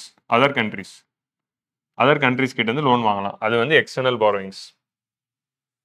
okay, so external borrowingsனா இந்த மாதிரி வாங்கலாம். ஸோ அந்த எக்ஸ்டர்னல் borrowings வந்து நமக்கு 3 ஃபார்மேட்டில் வரும். எதர் கிராண்டாக வரலாம், இல்லை சாஃப்ட் லோன்ஸாக வரலாம், இல்லை ஹார்ட் லோன்ஸாக வரலாம். ஸோ எக்ஸ்டர்னலாக நம்ம பணம் வாங்குறப்போ நமக்கு 3 ரூட்ஸ் இருக்குது. அந்த 3 ரூட்ஸ் என்னென்ன அப்படின்னு பார்த்தீங்கன்னா, எதர் வந்து கிராண்ட்ஸாக வரலாம், இல்லைனா வந்து சாஃப்ட் லோன்ஸாக வரலாம், இல்லை ஹார்ட் லோன்ஸாக வரலாம். கிராண்ட்ஸ்னால் என்ன அப்படின்னா, நம்ம கண்ட்ரியோட டெவலப்மெண்ட்காக மற்ற நாடுகளில் இருக்க மல்டிலேட்டரல் ஏஜென்சிஸோ இல்லை மற்ற நாடுகளோ நமக்கு வந்து கொடுக்குற ஒரு டொனேஷன் மாதிரி, ஒரு கிராண்ட் மாதிரி. ஸோ ஃப்ரீயாக தர பணம். ஸோ இப்படி கிராண்டாக வர்றதுங்கிறது வந்து பாரோயிங்ஸ்லேயே வராது ஆக்சுவலாக, அது வந்து ரெவன்யூ ரெசிப்ட்ஸில் தான் வரும். பட் நான் சொல்கிறேன் கிராண்டாக வர்றது it's most favourable route. So பணத்தை வந்து நமக்கு லைபிலிட்டியே உருவாகாது, பணத்தை வாங்கிட்டு நம்ம வச்சுக்கலாம், அந்த பணத்தை எதுக்கு வேணால் செலவு பண்ணிக்கலாம். So grant is the best route. ரெண்டாவது ரூட் வந்து சாஃப்ட் லோன்ஸ். சாஃப்ட் லோன்ஸ்னால் என்ன அப்படின்னா low interest rate long repayment period. அதாவது சாஃப்ட் லோன்ஸ்னால் என்ன அப்படின்னா you are having low interest rates and long repayment period. So long repayment period. So low interest ரேட்ஸ்னால் என்ன? கம்மி வட்டிக்கு கடன், லாங் ரீபேமெண்ட் பீரியட். இப்போ வந்து ஃபார் எக்ஸாம்பிள் உங்களுக்கு சாஃப்ட் லோன்ஸ் பெஸ்ட் எக்ஸாம்பிள் சொல்லணும்னா ஜப்பான் வந்து நம்ம கொடுக்குற லோன்ஸு. ஜப்பான் வந்து இப்போ நம்ம ஊரில் புல்லட் ட்ரெயின் ப்ராஜெக்ட் ஒன்று பண்ணுறாங்க. Ahmedabad Mumbai bullet train project அவங்க தான் பண்ணுறாங்க. ஸோ இந்த ஹை ஸ்பீட் ரயில் ப்ராஜெக்டில் வந்து நம்ம கிட்டத்தட்ட 1 லட்சம் கோடி வந்து லோன் கொடுத்துருக்காங்க. 1 lakh crore. ஸோ கிட்டத்தட்ட அது 98,000 crore தான், பட் நான் ரவுண்டாக 1 lakh crore சொல்கிறேன். 1 lakh crore வந்து லோன் வந்து நம்ம கொடுத்துருக்காங்க அப்படின்னா அது எப்படி கொடுத்துருக்காங்கன்னா எவ்வளோ இன்ட்ரெஸ்ட் ரேட் தெரியுமா? 0.5% interest rate. 0.5% interest rate, 50 years repayment period. So கம்மி வட்டியில் ரீபேமெண்ட் பீரியட் அதிகமாக வச்சு கொடுத்தா நமக்கு அது வந்து கடனாகவே தெரியாது. ஏன்னா வருஷம் வருஷம் கொஞ்சம் அமௌண்ட்டாக தான் கட்டுவோம். ஸோ கொஞ்சம் கொஞ்சமாக கட்டி ஈஸியாக செட்டில் பண்ணிடலாம். ஸோ நீ வந்து கட்டுப்பா 50 வருஷம் கட்டு, நீ 50 வருஷம் வரைக்கும் கட்டிக்கலாம், வட்டி வந்து 0.5% தான். ஸோ இப்படி வந்து small very less interest rates and large repayment பீரியடில் லோன் கொடுக்கறதுக்கு பேர் தான் சாஃப்ட் லோன்ஸ். ஹார்ட் லோன்ஸ்னால் வந்து நார்மல் இன்ட்ரெஸ்ட் ரேட்டில் நார்மல் இன்ட்ரெஸ்ட் ரீபேமெண்ட் பீரியடில் வரும். லைக் ஃபார் எக்ஸாம்பிள் இப்போ வந்து 10 வருஷம் லோனு, 5 வருஷம் லோனு அப்படின்னு வர்றது ஹார்ட் லோன்ஸ். ஏன்னா அதில் வந்து ஷார்ட் ரீபேமெண்ட் பீரியட் தான் இருக்கும். ஸோ இந்த ஹார்ட் லோன்ஸ் அப்படிங்கிறது வந்து யாரோட ஸ்ட்ராட்டஜியாக இருக்குது அப்படின்னா சைனாவோட ஸ்ட்ராட்டஜி. இந்த மாதிரி ஹார்ட் லோன்ஸ் கொடுத்தே வட்டி கொட்டு, கந்து வட்டி கொட்டு சம்பாதிக்கிற மாதிரி சம்பாதிக்கிற நாடு எது அப்படின்னா China. So China is doing this. நம்ம சைனா கிட்டேருந்து ஹார்ட் லோன்ஸ்லாம் வாங்கலை, பட் நிறைய நாடுகள் பண தேவையில் இருக்கிறதுனால சைனாவை நம்பி கடன் வாங்கி கடன் தொல்லையில் கஷ்டப்பட்டுக்கிட்டு இருக்காங்க. So very high interest rates இருக்கும். ஸோ கவர்மெண்ட் ஆஃப் இந்தியா எப்போவுமே they'll prefer grants or soft loans தான். ஸோ அதில் தான் நம்ம எக்ஸ்டர்னல் பாரோயிங் வாங்குவோம். ஸோ எக்ஸ்டர்னல் பாரோயிங்கில் நீங்கள் கடன் வாங்கினீங்கன்னா பணம் வந்து டாலர்ஸில் வரும். ஓகே, ஸோ டாலர்ஸில் வர்றது ஒரு விஷயம். ஸோ டாலர்ஸில் வரப்போ என்ன அட்வான்டேஜ் இருக்குன்னா நமக்கு ஃபாரின் எக்ஸ்சேஞ்சஸில் பணம் வரும். ஸோ டாலர்ஸ் நிறைய இன்ஃப்ளோ இருக்கும். ஸோ டாலரில் இன்ஃப்ளோ இருக்குது அப்படின்னா டாலரோட சப்ளை அதிகமாகும். ஸோ டாலரோட சப்ளை அதிகமாகிறப்போ ருப்பி வந்து ஸ்ட்ரென்தன் ஆகும். ஸோ இந்தியன் எக்கனாமி ஸ்ட்ரென்தன் ஆகும். ஸோ இப்போ வந்து நெக்ஸ்ட் வந்து இன்டர்னல் பாரோயிங். இன்டர்னல் பாரோயிங்னா என்ன? ஸோ இல்லை எக்ஸ்டர்னல் பாரோயிங்கோட இஷ்யூஸ் பார்த்தலாம். எக்ஸ்டர்னல் பாரோயிங்கில் இருக்க இஷ்யூ என்ன அப்படின்னு பார்த்தா இதில் வந்து டிப்ரிஷியேஷன் அப்படிங்கிறது ஒரு இஷ்யூ. டிப்ரிஷியேஷன்னா என்ன அப்படின்னா இப்போ நம்ம எக்ஸ்டர்னல் பாரோயிங் பண்ணுறப்போ கரன்சி வந்து டிப்ரிஷியேட் ஆயிடுச்சு, ரூபாவோட மதிப்பு குறைஞ்சிச்சு, $1 80 rupees பதிலாக $1 90 rupees ஆயிடுச்சுன்னு வச்சுக்கலாம். இப்போ நான் $2 கடன் வாங்குறேன், $2 கடன் வாங்குறேன். $2 கடன் வாங்குறேன்னா அப்போ எனக்கு $1 80 rupees அப்படின்னா எனக்கு எவ்வளோ பணம் கிடைக்கும்? 160 ரூபா பணம் கிடைக்கும். ஸோ நான் 160 ரூபா கடனை வாங்கி அதுக்கு வேணால் 5% வட்டி போட்டு கட்டிக்கிட்டு இருப்பேன். இப்போ திடீர்னு என்ன ஆயிடுச்சு? ரூபாவோட மதிப்பே $1 80 $1 90 ஆயிடுச்சு, ருப்பி டிப்ரிஷியேட் ஆயிடுச்சுன்னு வச்சுக்கலாம். ருப்பி டிப்ரிஷியேட் ஆகிட்டு ரூபாவோட வேல்யூ குறைஞ்சிச்சுன்னா இப்போ நான் அதே $2 நான் வாங்கின கடன் எவ்வளோ? அசல் $2. நான் கட்டுற அசலே இப்போ காஸ்ட்லி ஆயிடுச்சு. பொதுவாக வட்டி தானே அதிகமாகும். ஆனால் நீங்கள் ஃபாரினில் கடன் வாங்கினா ருப்பி டிப்ரிஷியேட் ஆச்சுன்னா அசலே அதிகமாக வாய்ப்பு இருக்குது. நீங்கள் வாங்கின கடன் ஏதோ $2 தான். முன்னாடி நீங்கள் அதை வாங்குறப்போ உங்களுக்கு $1 80 rupees இருந்தப்போ 160 ரூபா கட்டிட்டீங்க. இப்போ திருப்பி அடைக்கிறப்போ $1 90 ஆயிடுச்சுன்னா நீங்கள் 180 ரூபா தான் திரும்ப அடைப்பீங்க. ஸோ அப்போது அந்த உங்களுடைய அசலே 20 ரூபாய் ஏறிடுச்சுல. ஸோ அதுக்கு பேர் தான் பிரின்சிபலே இதில் ஏறிடும். எக்ஸ்டர்னல் பாரோயிங்கில் என்ன பிரச்சனை அப்படின்னா அதில் பிரின்சிபலே அதிகமாகி நமக்கு ஃபாரின் எக்ஸ்சேஞ்ச் கிரைசிஸ் வந்து கொடுக்க வாய்ப்பு இருக்குது. ஸோ ஃபாரின் கரன்சி கிரைசிஸ் வந்து இதில் வரும். ஸோ நெக்ஸ்ட் வந்து இன்டர்னல் பாரோயிங். இன்டர்னல் பாரோயிங்னா பாரோயிங் ஃப்ரம் பேங்க்ஸ். பேங்க்ஸ் கிட்டேருந்து பாரோ பண்ணி government security route. So government செக்யூரிட்டியை பயன்படுத்தி பேங்க்ஸ் கிட்டேருந்து பாரோ பண்ணுற ரூட்டுக்கு பேர் தான் இன்டர்னல் பாரோயிங். இன்டர்னல் பாரோயிங்கில் என்ன நடக்குது அப்படின்னா ஆர்பிஐக்கு கவர்மெண்ட்டுக்கு எப்பப்போலாம் பணம் தேவைப்படுதோ அப்போ கவர்மெண்ட் வந்து ஆர்பிஐ கிட்ட சொல்லி கவர்மெண்ட் செக்யூரிட்டியை ரிலீஸ் பண்ணி பணத்தை வாங்கி தர சொல்லுவாங்க. இப்போ கவர்மெண்ட்டுக்கு வந்து ஒரு 10,000 கோடி வேணும் அப்படின்னா 10,000 கோடி மதிப்புள்ள கவர்மெண்ட் செக்யூரிட்டிஸை ஆர்பிஐ வந்து மார்க்கெட்டில் ரிலீஸ் பண்ணி 10,000 கோடி பேங்க்ஸ் கிட்ட இருந்து கடனாக வாங்கி கவர்மெண்ட்டுக்கு கொடுத்துருவாங்க. ஸோ இங்கே ஆர்பிஐ வந்து நடுவில் ஒரு ஏஜென்ட் தான், ஜஸ்ட் ரிலீஸ் பண்ணி பணத்தை வாங்கி கொடுக்குற ஏஜென்ட் தான். கவர்மெண்ட் தான் அந்த பணத்தை அடைப்பாங்க. பேங்க்ஸ் வந்து கவர்மெண்ட்டுக்கு தான் கடனாக தராங்க. ஸோ இதில் வந்து நமக்கு வந்து என்ன இருக்கும் அப்படின்னா we are having this banks வந்து they are giving the loans to government through government security route. இந்த கவர்மெண்ட் செக்யூரிட்டினா என்ன அப்படின்னு நம்ம மானிட்டரி பாலிசி எப்போயே பார்த்தோம். ஸோ இதில் என்ன அட்வான்டேஜ்னா நமக்கு வந்து கடன் வந்து ருபீஸில் தான் வருது. ஸோ அதனால் வந்து ஃபாரின் கரன்சி ரிஸ்க் இல்லை. ஸோ நமக்கு ஃபாரின் கரன்சி ரிஸ்க் இல்லை. ஸோ இங்கே ஃபாரின் கரன்சி ரிஸ்க் இருக்குது, இங்கே ஃபாரின் கரன்சி ரிஸ்க் இருக்காது. ஆனால் இங்கே என்ன பிரச்சனை இருக்குன்னா க்ரௌடிங் அவுட் எஃபெக்ட் வரும். What is crowding out effect? Crowding out எஃபெக்ட்னா என்ன அப்படின்னா, இப்போது இப்படி வச்சுக்கலாம். நான் வந்து என் பிஸ்னஸ் ஒன்று ஆரம்பிக்கிறேன். நான் வந்து 100 கோடி ரூபா கடன் வேணும் எனக்கு. பிஸ்னஸ் ஆரம்பிக்கிறதுக்கு நான் 100 கோடி ரூபா லோன் ஒன்று அப்ளை பண்ணியிருக்கேன். ஸோ அதே டைமில் கவர்மெண்ட்டும் என்ன பண்ணியிருக்கு, 100 கோடி ரூபா கவர்மெண்ட் செக்யூரிட்டி ரிலீஸ் பண்ணிட்டாங்க. இப்போ நானும் 100 கோடி ரூபா லோனை வந்து நான் அப்ளை பண்ணியிருக்கேன். கவர்மெண்ட்டும் 100 கோடி ரூபா மதிப்பில் கவர்மெண்ட் செக்யூரிட்டி ரிலீஸ் பண்ணிட்டாங்க. இப்போ பேங்க் வந்து யாருக்கு பணம் தருவாங்க? நானும் கடன் கேட்குறேன், கவர்மெண்ட்டும் கடன் கேட்குறேன். யாருக்கு தருவாங்க? யாருக்கு தருவாங்கன்னா கவர்மெண்ட்டுக்கு தான் தருவாங்க. ஏன்னா government security is very safe. Government security is a precious instrument. It gives a கண்டிப்பாக வந்து கவர்மெண்ட் வந்து டிஃபால்ட் பண்ணாது. So reliable instrument. ஏன்னா கண்டிப்பாக இப்போ நான் வந்து கடன் வாங்குறேன் அப்படின்னா ஒரு பிஸ்னஸ் பிளேயர், எனக்கு லாஸ் ஆக வாய்ப்பு இருக்குது. நாளைக்கு பிஸ்னஸ் லாஸ் ஆகிடுச்சு, நான் போட்ட இன்வெஸ்ட்மெண்ட் எனக்கு வரல அப்படின்னா என்னால் கடன் திரும்ப அடைக்க முடியாது. ஆனால் கவர்மெண்ட் வாங்குற கடன் அப்படிங்கிறது it's very safest loan. So கண்டிப்பாக கவர்மெண்ட் வந்து திரும்ப அடைச்சிருவாங்க. அதே மாதிரி வந்து கவர்மெண்ட் செக்யூரிட்டி வச்சுக்கிறதுனால பேங்க்ஸ்க்கு நிறைய அட்வான்டேஜஸ் இருக்குது. அது உங்களுக்கு ஞாபகம் இருக்கும். லைக் வந்து எஸ்எல்ஆரை மெயின்டைன் பண்ணிக்கலாம், ரெப்போ ரேட்டில் கடன் வாங்கிக்கலாம். ஸோ இந்த மாதிரி வந்து நிறைய அட்வான்டேஜஸ் இருக்குது. ஸோ இந்த மாதிரி அட்வான்டேஜஸ் இருக்கிறதுனாலே என்ன பண்ணுவாங்க, தே will B opting for government. இப்போ நானும் போயிட்டு 100 கோடி ரூபா என் பிஸ்னஸ்க்காக கேட்குறேன், கவர்மெண்ட் வந்து 100 கோடி ரூபா கடன் கேட்குதுன்னா பேங்க் எல்லாமே கவர்மெண்ட்டுக்கு தான் கடன் கொடுப்பாங்க. இப்படி கவர்மெண்ட்டே வந்து மார்க்கெட்டில் இருக்கிற எல்லா பேங்க்கிட்ட இருந்து பணத்தை வாங்கிடுச்சு அப்படின்னா அப்போ பிரைவேட் செக்டருக்கு யார் லோன் தருவா? இப்போ என்ன மாதிரி பிரைவேட் செக்டருக்கு லோன் இப்போ இல்லாமல் போயிடுச்சுல. ஸோ இப்போ கவர்மெண்ட்டே மார்க்கெட்டில் இருக்கிற லோன் எல்லாமே கம்பீட் பண்ணி அவங்களே வாங்கிட்டாங்க அப்படின்னா பிரைவேட் செக்டருக்கு நாளைக்கு லோன் கொடுக்கறதுக்கு அவென்யூஸே இருக்காது, லோன் வாங்குறதுக்கு இடமே இருக்காது. அப்போது பிரைவேட் செக்டர் எல்லாமே என்ன நடக்கும், க்ரௌடிங் அவுட் எஃபெக்ட் நடக்கும். க்ரௌடிங் அவுட் எஃபெக்ட்னா என்ன அப்படின்னா private sector will not have enough fund to investment. So அதனால் ப்ரைவேட் செக்டர் இன்வெஸ்ட்மெண்ட்டே அந்த எக்கனாமியில் வளராது. அதனால் இந்த எக்கனாமியில் ப்ரைவேட் செக்டர்ஸே இருக்க மாட்டாங்க. They will crowd out. பிஸ்னஸை விட்டு ப்ரைவேட் செக்டரே போயிடுவாங்க. இப்போ நான் போய் 100 கோடி ரூபா கடன் வாங்கலான்னு போகிறப்போ பேங்க் எனக்கு லோன் தராமல் கவர்மெண்ட் கொடுத்துச்சு. ஸோ அதனால் என்ன ஆயிடுச்சு, எனக்கு பணம் இல்லாமல் போயிடுச்சு. ஸோ அதனால் என்ன பண்ணுறேன், நான் பிஸ்னஸே ஆரம்பிக்கல. ஸோ இப்போ பிஸ்னஸ் ஆரம்பிக்கலான்னு வந்து நான் ஆரம்பிக்காமல் போனேன்ல, இதுக்கு பேர் தான் க்ரௌடிங் அவுட் எஃபெக்ட்.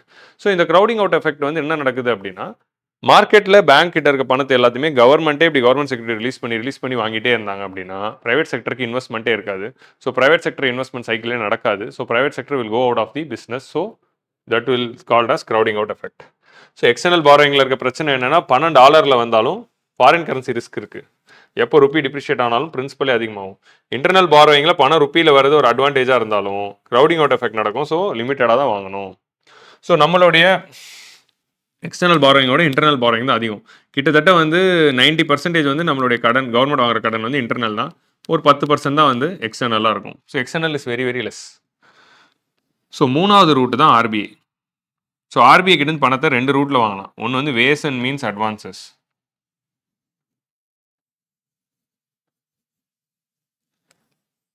இன்னொன்று வந்து மானிட்டைசேஷன்.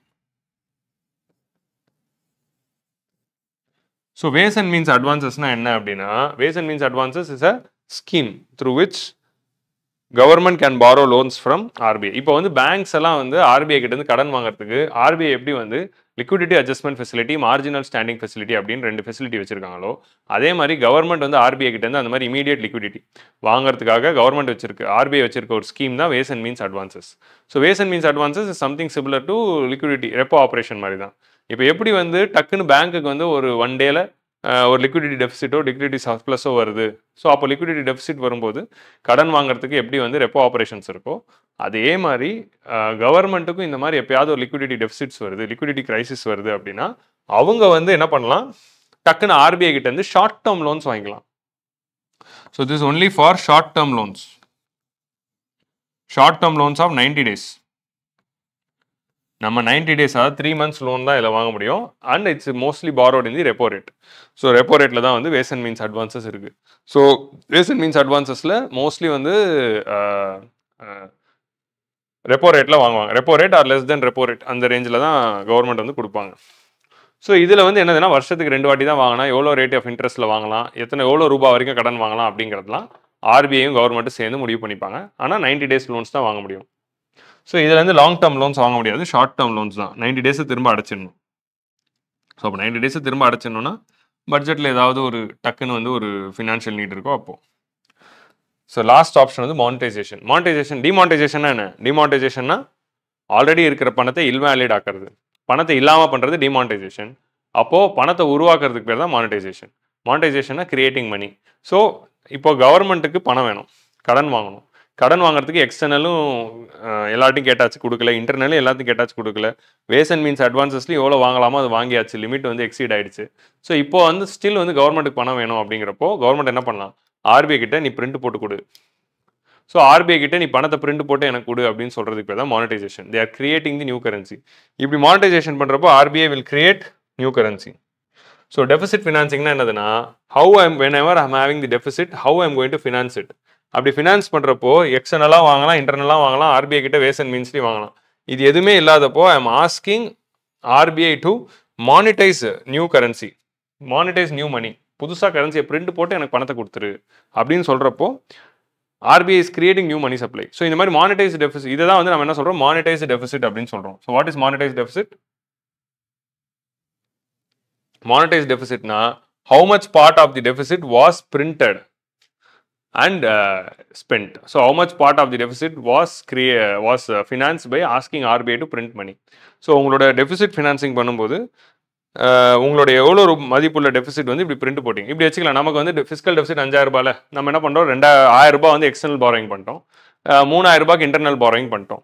ஸோ 1000 ரூபாய் எக்ஸ்டர்னல் பாரோயிங், 3000 ரூபாய் இன்டர்னல் பாரோயிங்னா 4000 ரூபாய் வந்துருச்சு. இப்போ கடைசி 1000 ரூபாய் என்ன பண்ணுறது தெரிலன்னு நம்ம என்ன பண்ணுறோம், ஆர்பிஐ கூப்பிட்டு பிரிண்ட் போட்டு தான் சொல்கிறோம். இப்போ ஆர்பிஐ புதுசாக வந்து 2 500 நோட்டு பிரிண்ட் போட்டு கொடுத்தாங்க அப்படின்னா அதுதான் மானிட்டைஸ் டெபிசிட். ஸோ டெபிசிட்டில் எந்த பார்ட் வந்து பிரிண்ட் போட்டிருக்காங்க, ஸோ 1000 ரூபா மதிப்புள்ள டெபிசிட். ஸோ 5000ங்கிறது ஃபிஸ்கல் டெபிசிட் அப்படின்னா 1000 ரூபாங்கிறது மானிட்டைஸ் டெபிசிட். ஏன்னா 1000 ரூபாய் தான் புதுசாக பிரிண்ட் போட்டிருக்காங்க அப்படின்னு அர்த்தம். So what part of the money you printed அப்படின்னு கேட்கறது தான் மானிட்டைஸ் டெபிசிட். ஸோ மானிட்டைஸ் டெபிசிட்ல வந்து இருக்கிற ப்ராப்ளம் என்ன அப்படின்னா, மானிட்டைஸ் டெபிசிட் இஸ் இன்ஃப்ளேஷனரி, அதிக இன்ஃப்ளேஷன்ஸ் கொடுக்கும். ஸோ என்னதான் வந்து கவர்மெண்ட்டுக்கு பாரோ பண்ணுறதுக்கு 3 ஆப்ஷன் இருந்தாலும் 3 ஆப்ஷன்ஸ்லையும் ஒரு சில அட்வான்டேஜஸ் இருக்குது, டிஸ்அட்வான்டேஜ் இருக்குது. எக்ஸ்டர்னல் பாரோயிங்கில் உங்களுக்கு டாலர்ஸில் பணம் வரும், ஸோ அதனால் வந்து நிறைய டாலர் இன்ஃப்ளோ இருக்கும். ஆனால் டக்குன்னு ருப்பி டிப்ரிஷியேட் ஆகுது அப்படின்னா நம்மளுடைய வட்டி மட்டும் அதிகமாகுது, நம்மளுடைய பிரின்சிபலும் சேர்ந்து அதிகமாகும். இன்டர்னல் பாரோயிங்கில் இருக்க அட்வான்டேஜ் நமக்கு ருப்பியிலே பணம் கிடச்சிரும், ஃபாரின் கரன்சி ரிஸ்க் இதில் இல்லை. ஸோ ஈஸியாக வந்து பணத்தை எடுத்துக்கலாம். ஆனால் இதில் இருக்க ப்ராப்ளம் என்னன்னா, நிறைய பணத்தை கவர்மெண்ட்டே எடுத்துச்சுன்னா க்ரௌடிங் அவுட் எஃபெக்ட் வரும். But mostly 90% of loan internal borrowing தான். மூணாவது ரூட் ஆர்பிஐ. ஆர்பிஐலேருந்து உங்களுக்கு வந்து வேஸ் அண்ட் மீன்ஸில் ஃபிக்ஸடாக தான் வரப்போகுது. நம்ம பிரிண்ட் போட்டு பணத்தை வாங்கினா அது இன்ஃப்ளேஷனரியாக வாய்ப்பு இருக்குது. ஏன்னா புதுசாக மணி சப்ளை உருவாக்குறோம், புதுசாக உருவாக்குற மணி சப்ளை வில் மல்டிப்ளை. நான் ஆல்ரெடி மணி மல்டிப்ளைருக்கு நான் என்னோட ஓல்டு வீடியோ பார்க்க சொல்லியிருக்கேன், ஸோ அந்த வீடியோ பாருங்கள். ஸோ இதான் வந்து டெபிசிட் ஃபினான்சிங். ஸோ டெபிசிட் ஃபினான்சிங்னா புரிஞ்சிச்சா? ஸோ டெபிசிட் ஃபினான்சிங்ல you are having 3 routes, external borrowing, internal borrowing or borrowing from RBI. இதில் ஆர்பிஐ கிட்டேருந்து பாரோ பண்ணுறதுல ஒன்று வந்து வேஸ் அண்ட் மீன்ஸ் அட்வான்சஸ், இன்னொன்று மானிட்டைசேஷன். இப்படி எவ்வளோ பார்ட் நம்ம மானிட்டைஸ் பண்ணோம் அப்படின்னு பார்க்கறது தான் மானிட்டைஸ் டெபிசிட். கிளியரா? ஸோ மானிட்டைஸ் டெபிசிட்னா என்ன, how much part of your deficit you finance by asking RBI to print money அப்படின்னு சொல்கிறது தான் மானிட்டைஸ் டெபிசிட். கிளியரா? ஸோ இதோட நம்ம டெபிசிட்ஸும் டெபிசிட் ஃபினான்சிங்கும் முடிச்சிட்டோம். So what are all the deficits? So we are almost having 6 types of deficits. So இந்த டெபிசிட்ஸோடைய ஃபார்முலாலாம் மனப்பாடம் பண்ணாதீங்க, புரிஞ்சு படிங்க. பட்ஜெட் டெபிசிட்க்கும் ஃபிஸ்கல் டெபிசிட்க்கும் வித்தியாசம் என்னங்கிறது புரிஞ்சுக்கோங்க. ரெவன்யூ டெபிசிட்க்கும் எஃபெக்டிவ் ரெவன்யூ டெபிசிட்க்கும் இருக்க வித்தியாசம் என்னன்னு புரிஞ்சுக்கோங்க. கான்செப்ட் புரியலையா, வீடியோ பாஸ் பண்ணி ரீப்ளே பண்ணுங்க, புரிஞ்சிடும். சரியா? அதுமாரி ஏதாவது டவுட்ஸ் இருந்துன்னா கமெண்ட்ஸில் போடுங்க, இல்லை answer. Okay, so I hope you understand this deficits and deficit financing. So இப்போ நம்ம அடுத்து வந்து பார்க்கக்கூடிய டாபிக் எது அப்படின்னு பார்த்தா fiscal consolidation. So fiscal consolidation அப்படிங்கிற டாபிக் தான் நெக்ஸ்ட் பார்க்க போகிறோம்.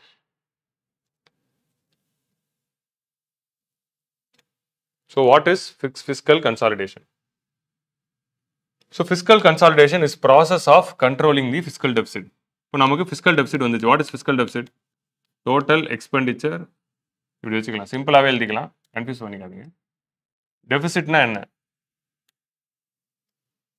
Expenditure minus receipts. கரெக்டா?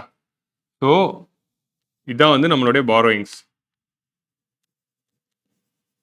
R dead.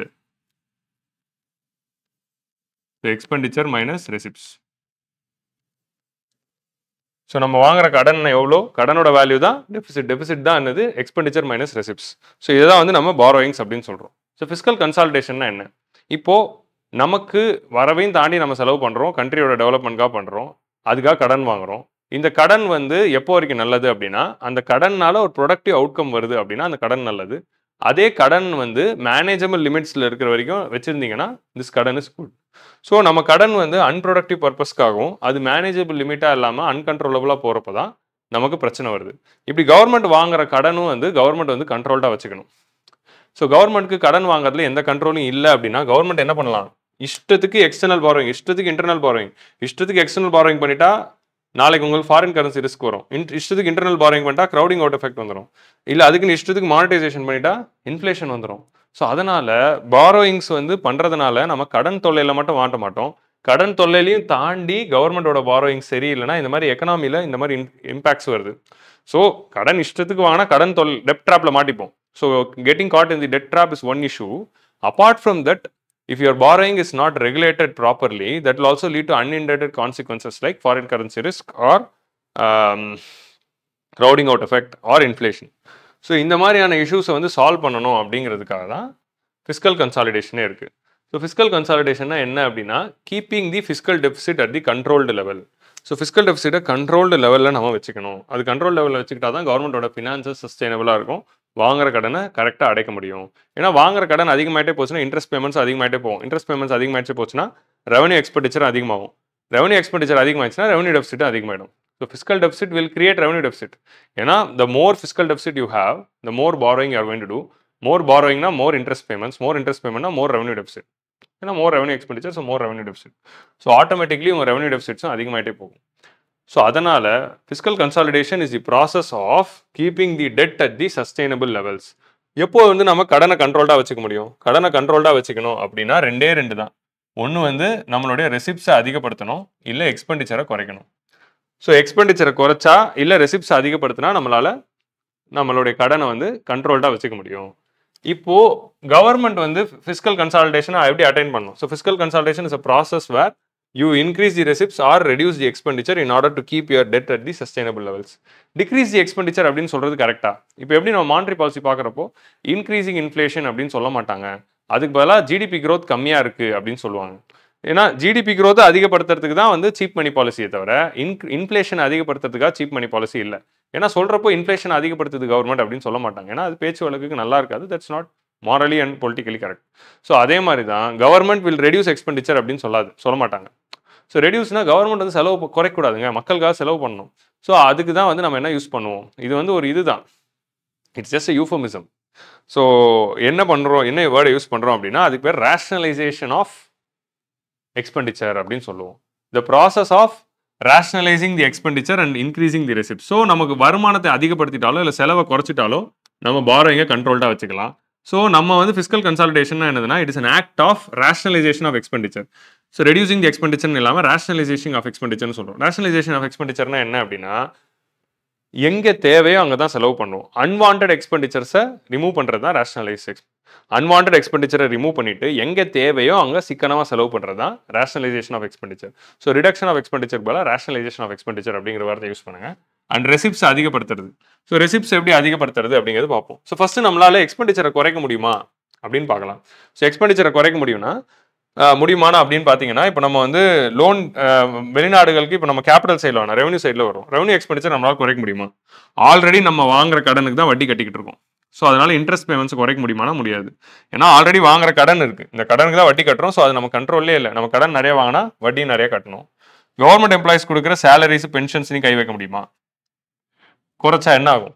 போராட்டம் வெடிக்கும், சேலரி குறைச்சிட்டாங்க இது பண்ணிட்டாங்க அப்படின்னு. ஸோ அது பெரிய எலெக்ஷன் இஷ்யூ ஆகிடும்.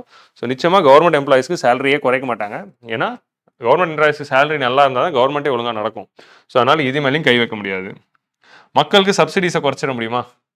மக்களுக்கு இப்போ எம்எஸ்பியை குறைக்க முடியுமா? ஃபார்மர்ஸ்க்கு முடியாது.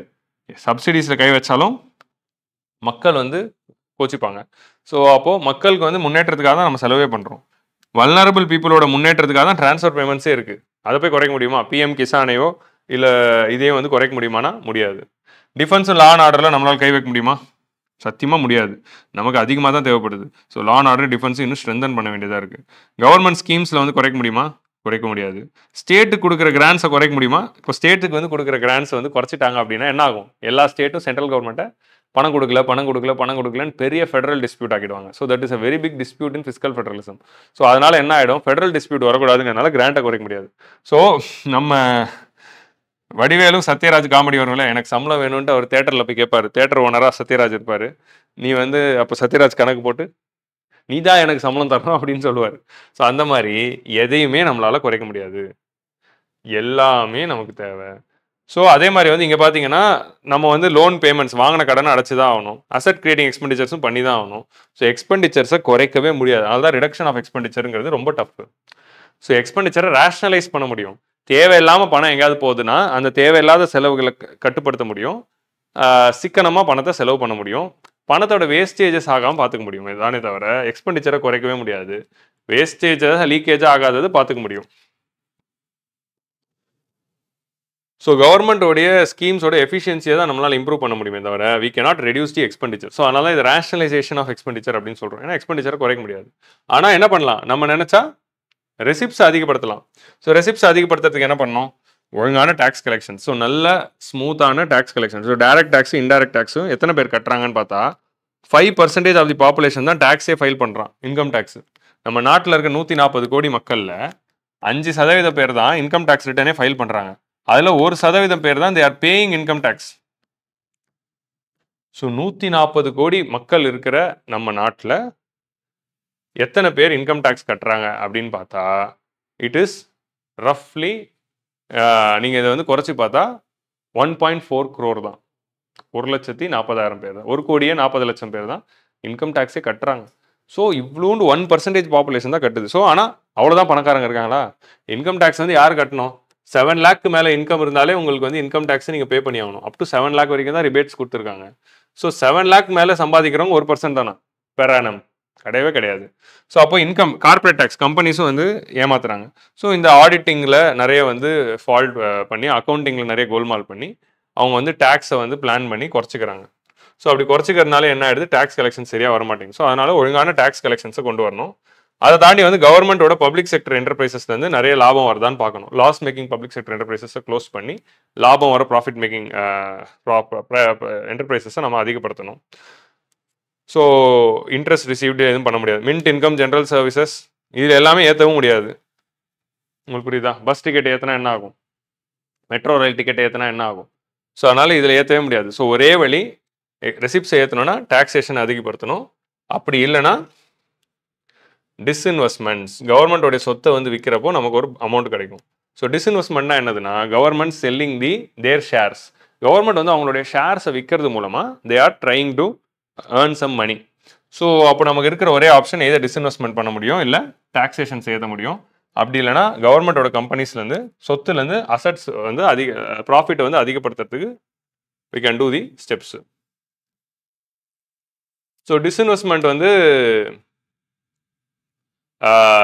பண்ணுறதுல என்ன நடக்குதுன்னா கவர்மெண்ட் வந்து அவங்களுடைய ஷேர்ஸ்லேருந்து ஒரு பார்ட் எடுத்து வித்துடுறாங்க.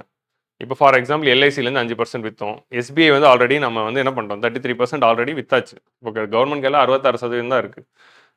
ஸோ இந்த மாதிரி கவர்மெண்ட்டோட கம்பெனிஸ்லேருந்து இருக்குது. ஸோ நம்ம இமீடியட்டாக வந்து அந்த வருஷம் பட்ஜெட்டில் பணம் வேணும் அப்படிங்கிறதுக்காக கவர்மெண்ட்டோட ஓனர்ஷிப்பை நம்ம விற்கிறதுனால என்ன நடக்குது அப்படின்னா நமக்கு அந்த வருஷம் கேபிட்டல் ரெசிப்ட்ஸ் வந்துடுது, ஆனால் லாங் டேர்மில் நம்ம ரெவன்யூ ரெசிப்ட்ஸை இழக்கிறோம். ஒரு வருஷம் வரக்கூடிய கேபிட்டல் ரெசிப்ட்ஸ்க்காக வருஷம் வரக்கூடிய ரெவன்யூ ரெசிப்ட்ஸை நம்ம குறைச்சிக்கிறோம். ஏன்னா கவர்மெண்ட் வந்து இப்போ ஷேர்ஸ் வந்து வித்துருச்சு அப்படின்னா இப்போ 100 கோடி ரூபா ப்ராஃபிட் வருது, கவர்மெண்ட் தான் 100% ஷேர் ஹோல்டர் அப்படின்னா 100 கோடியும் கவர்மெண்ட்டுக்கு தான். 100 கோடி ரூபாய் ப்ராஃபிட் வருது, கவர்மெண்ட் 100% ஷேர் ஹோல்டர்னா நமக்கு ப்ராஃபிட்ஸ் அண்ட் டிவிடெண்ட்ஸில் 100 கோடி வரும். இப்போ கவர்மெண்ட் வந்து 60% தான் ஷேர் ஹோல்டர், 40% கவர்மெண்ட் வித்துட்டாங்க அப்படின்னா 100 கோடி ப்ராஃபிட் வந்தால் கவர்மெண்ட்டுக்கு 60 crore தான் வரும், மிச்சம் 40 crore அந்த ஷேர் ஹோல்டர்ஸ் தானே போகும். அதானே டிவிடெண்ட்ஸ். ஸோ டிவிடெண்ட்ஸ்னால் நம்ம ஷேருக்கு வரது தானே டிவிடெண்ட்ஸு. ஸோ அப்போது டிஸ்இன்வெஸ்ட்மெண்ட் பண்ணி கவர்மெண்ட்டோட அசட்ஸை விற்கிறதுனால கவர்மெண்ட் வர வேண்டிய லாபம் வந்து லாங் டேர்மில் குறையும்.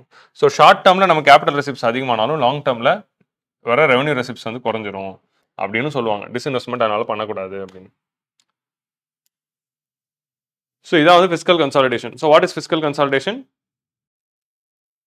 ஸோ ஃபிஸ்கல் கன்சாலிடேஷன்னா என்ன அப்படின்னா increasing the receipts, rationalising the expenditure and bringing budget efficiency. So அதுக்காக நம்ம இது வரைக்கும் என்னென்னலாம் ஸ்டெப்ஸ் எடுத்திருக்கோம் அப்படின்னு பார்த்தீங்கன்னா ஸோ ஃபர்ஸ்ட் வந்து tax receipts.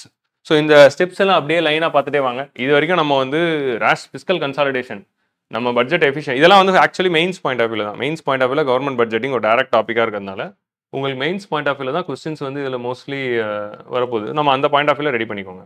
So tax receipts so நமக்கு வந்து எவ்வளோ டேக்ஸ் ரெசிப்ட்ஸ் இருக்குது. ஸோ இன்க்ரீசிங் தி டேக்ஸ் ரெசிப்ட்ஸ் அதிகப்படுத்துறதுக்கு என்ன பண்ணியிருக்கோம்னா டைரக்ட் டேக்ஸ் கலெக்ஷன்ஸ் அதிகப்படுத்தியிருக்கோம். டேக்ஸ் எவேஷனை குறைக்கிறதுக்கு ஸ்டெப்ஸ் எடுத்திருக்கோம்.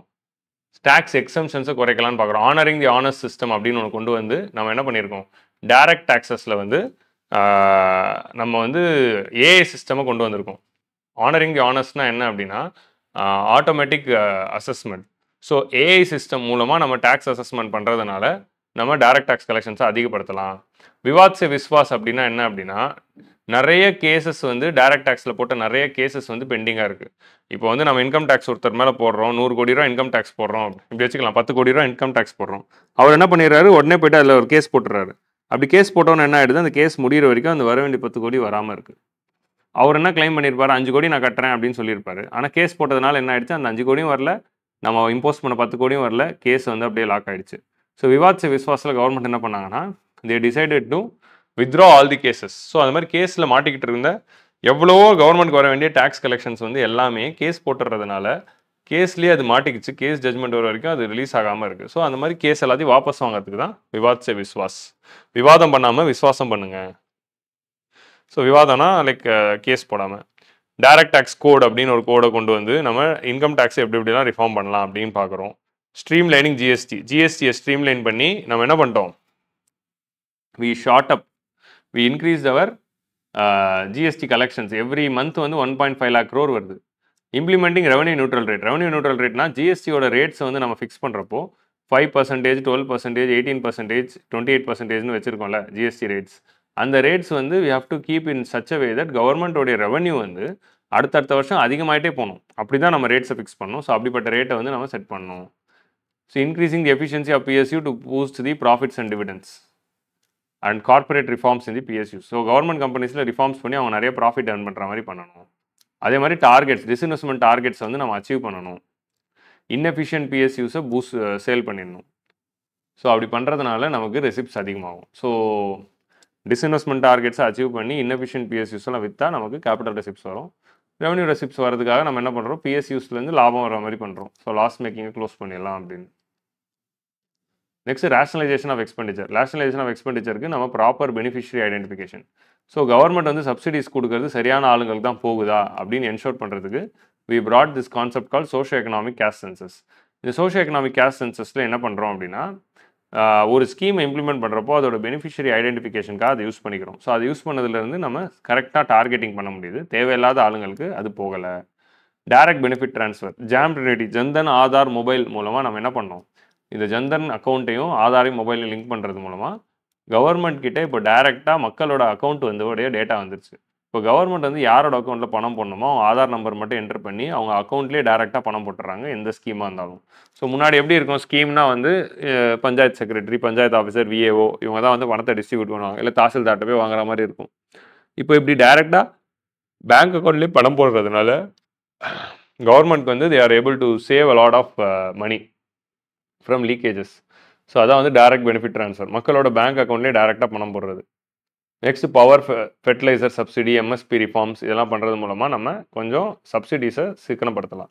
ஸோ ரேஷனலைசேஷன் ஆஃப் எக்ஸ்பெண்டிச்சர்னா என்னதுன்னா, எக்ஸ்பெண்டிச்சரை குறைக்கிறது இல்லை, அந்த மாதிரி எக்ஸ்பெண்டிச்சரில் ஆகிற வேஸ்டேஜஸ் சரி பண்ணி அதோட எஃபிஷியன்சி அதிகம் பண்ணி அதை சிக்கனமாக்குறது.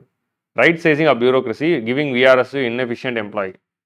இப்படி பண்ணுறதுனால சேலரி பர்டன் குறையும். கவர்மெண்ட் சேலரிஸை குறைக்கணும்னா நம்ம எக்ஸ்ட்ராவாக நிறைய இடத்துல கவர்மெண்ட் எம்ப்ளாயிஸ் இருக்கோம்ல அவங்களெல்லாம் வந்து விஆர்எஸ் கொடுக்கணும்.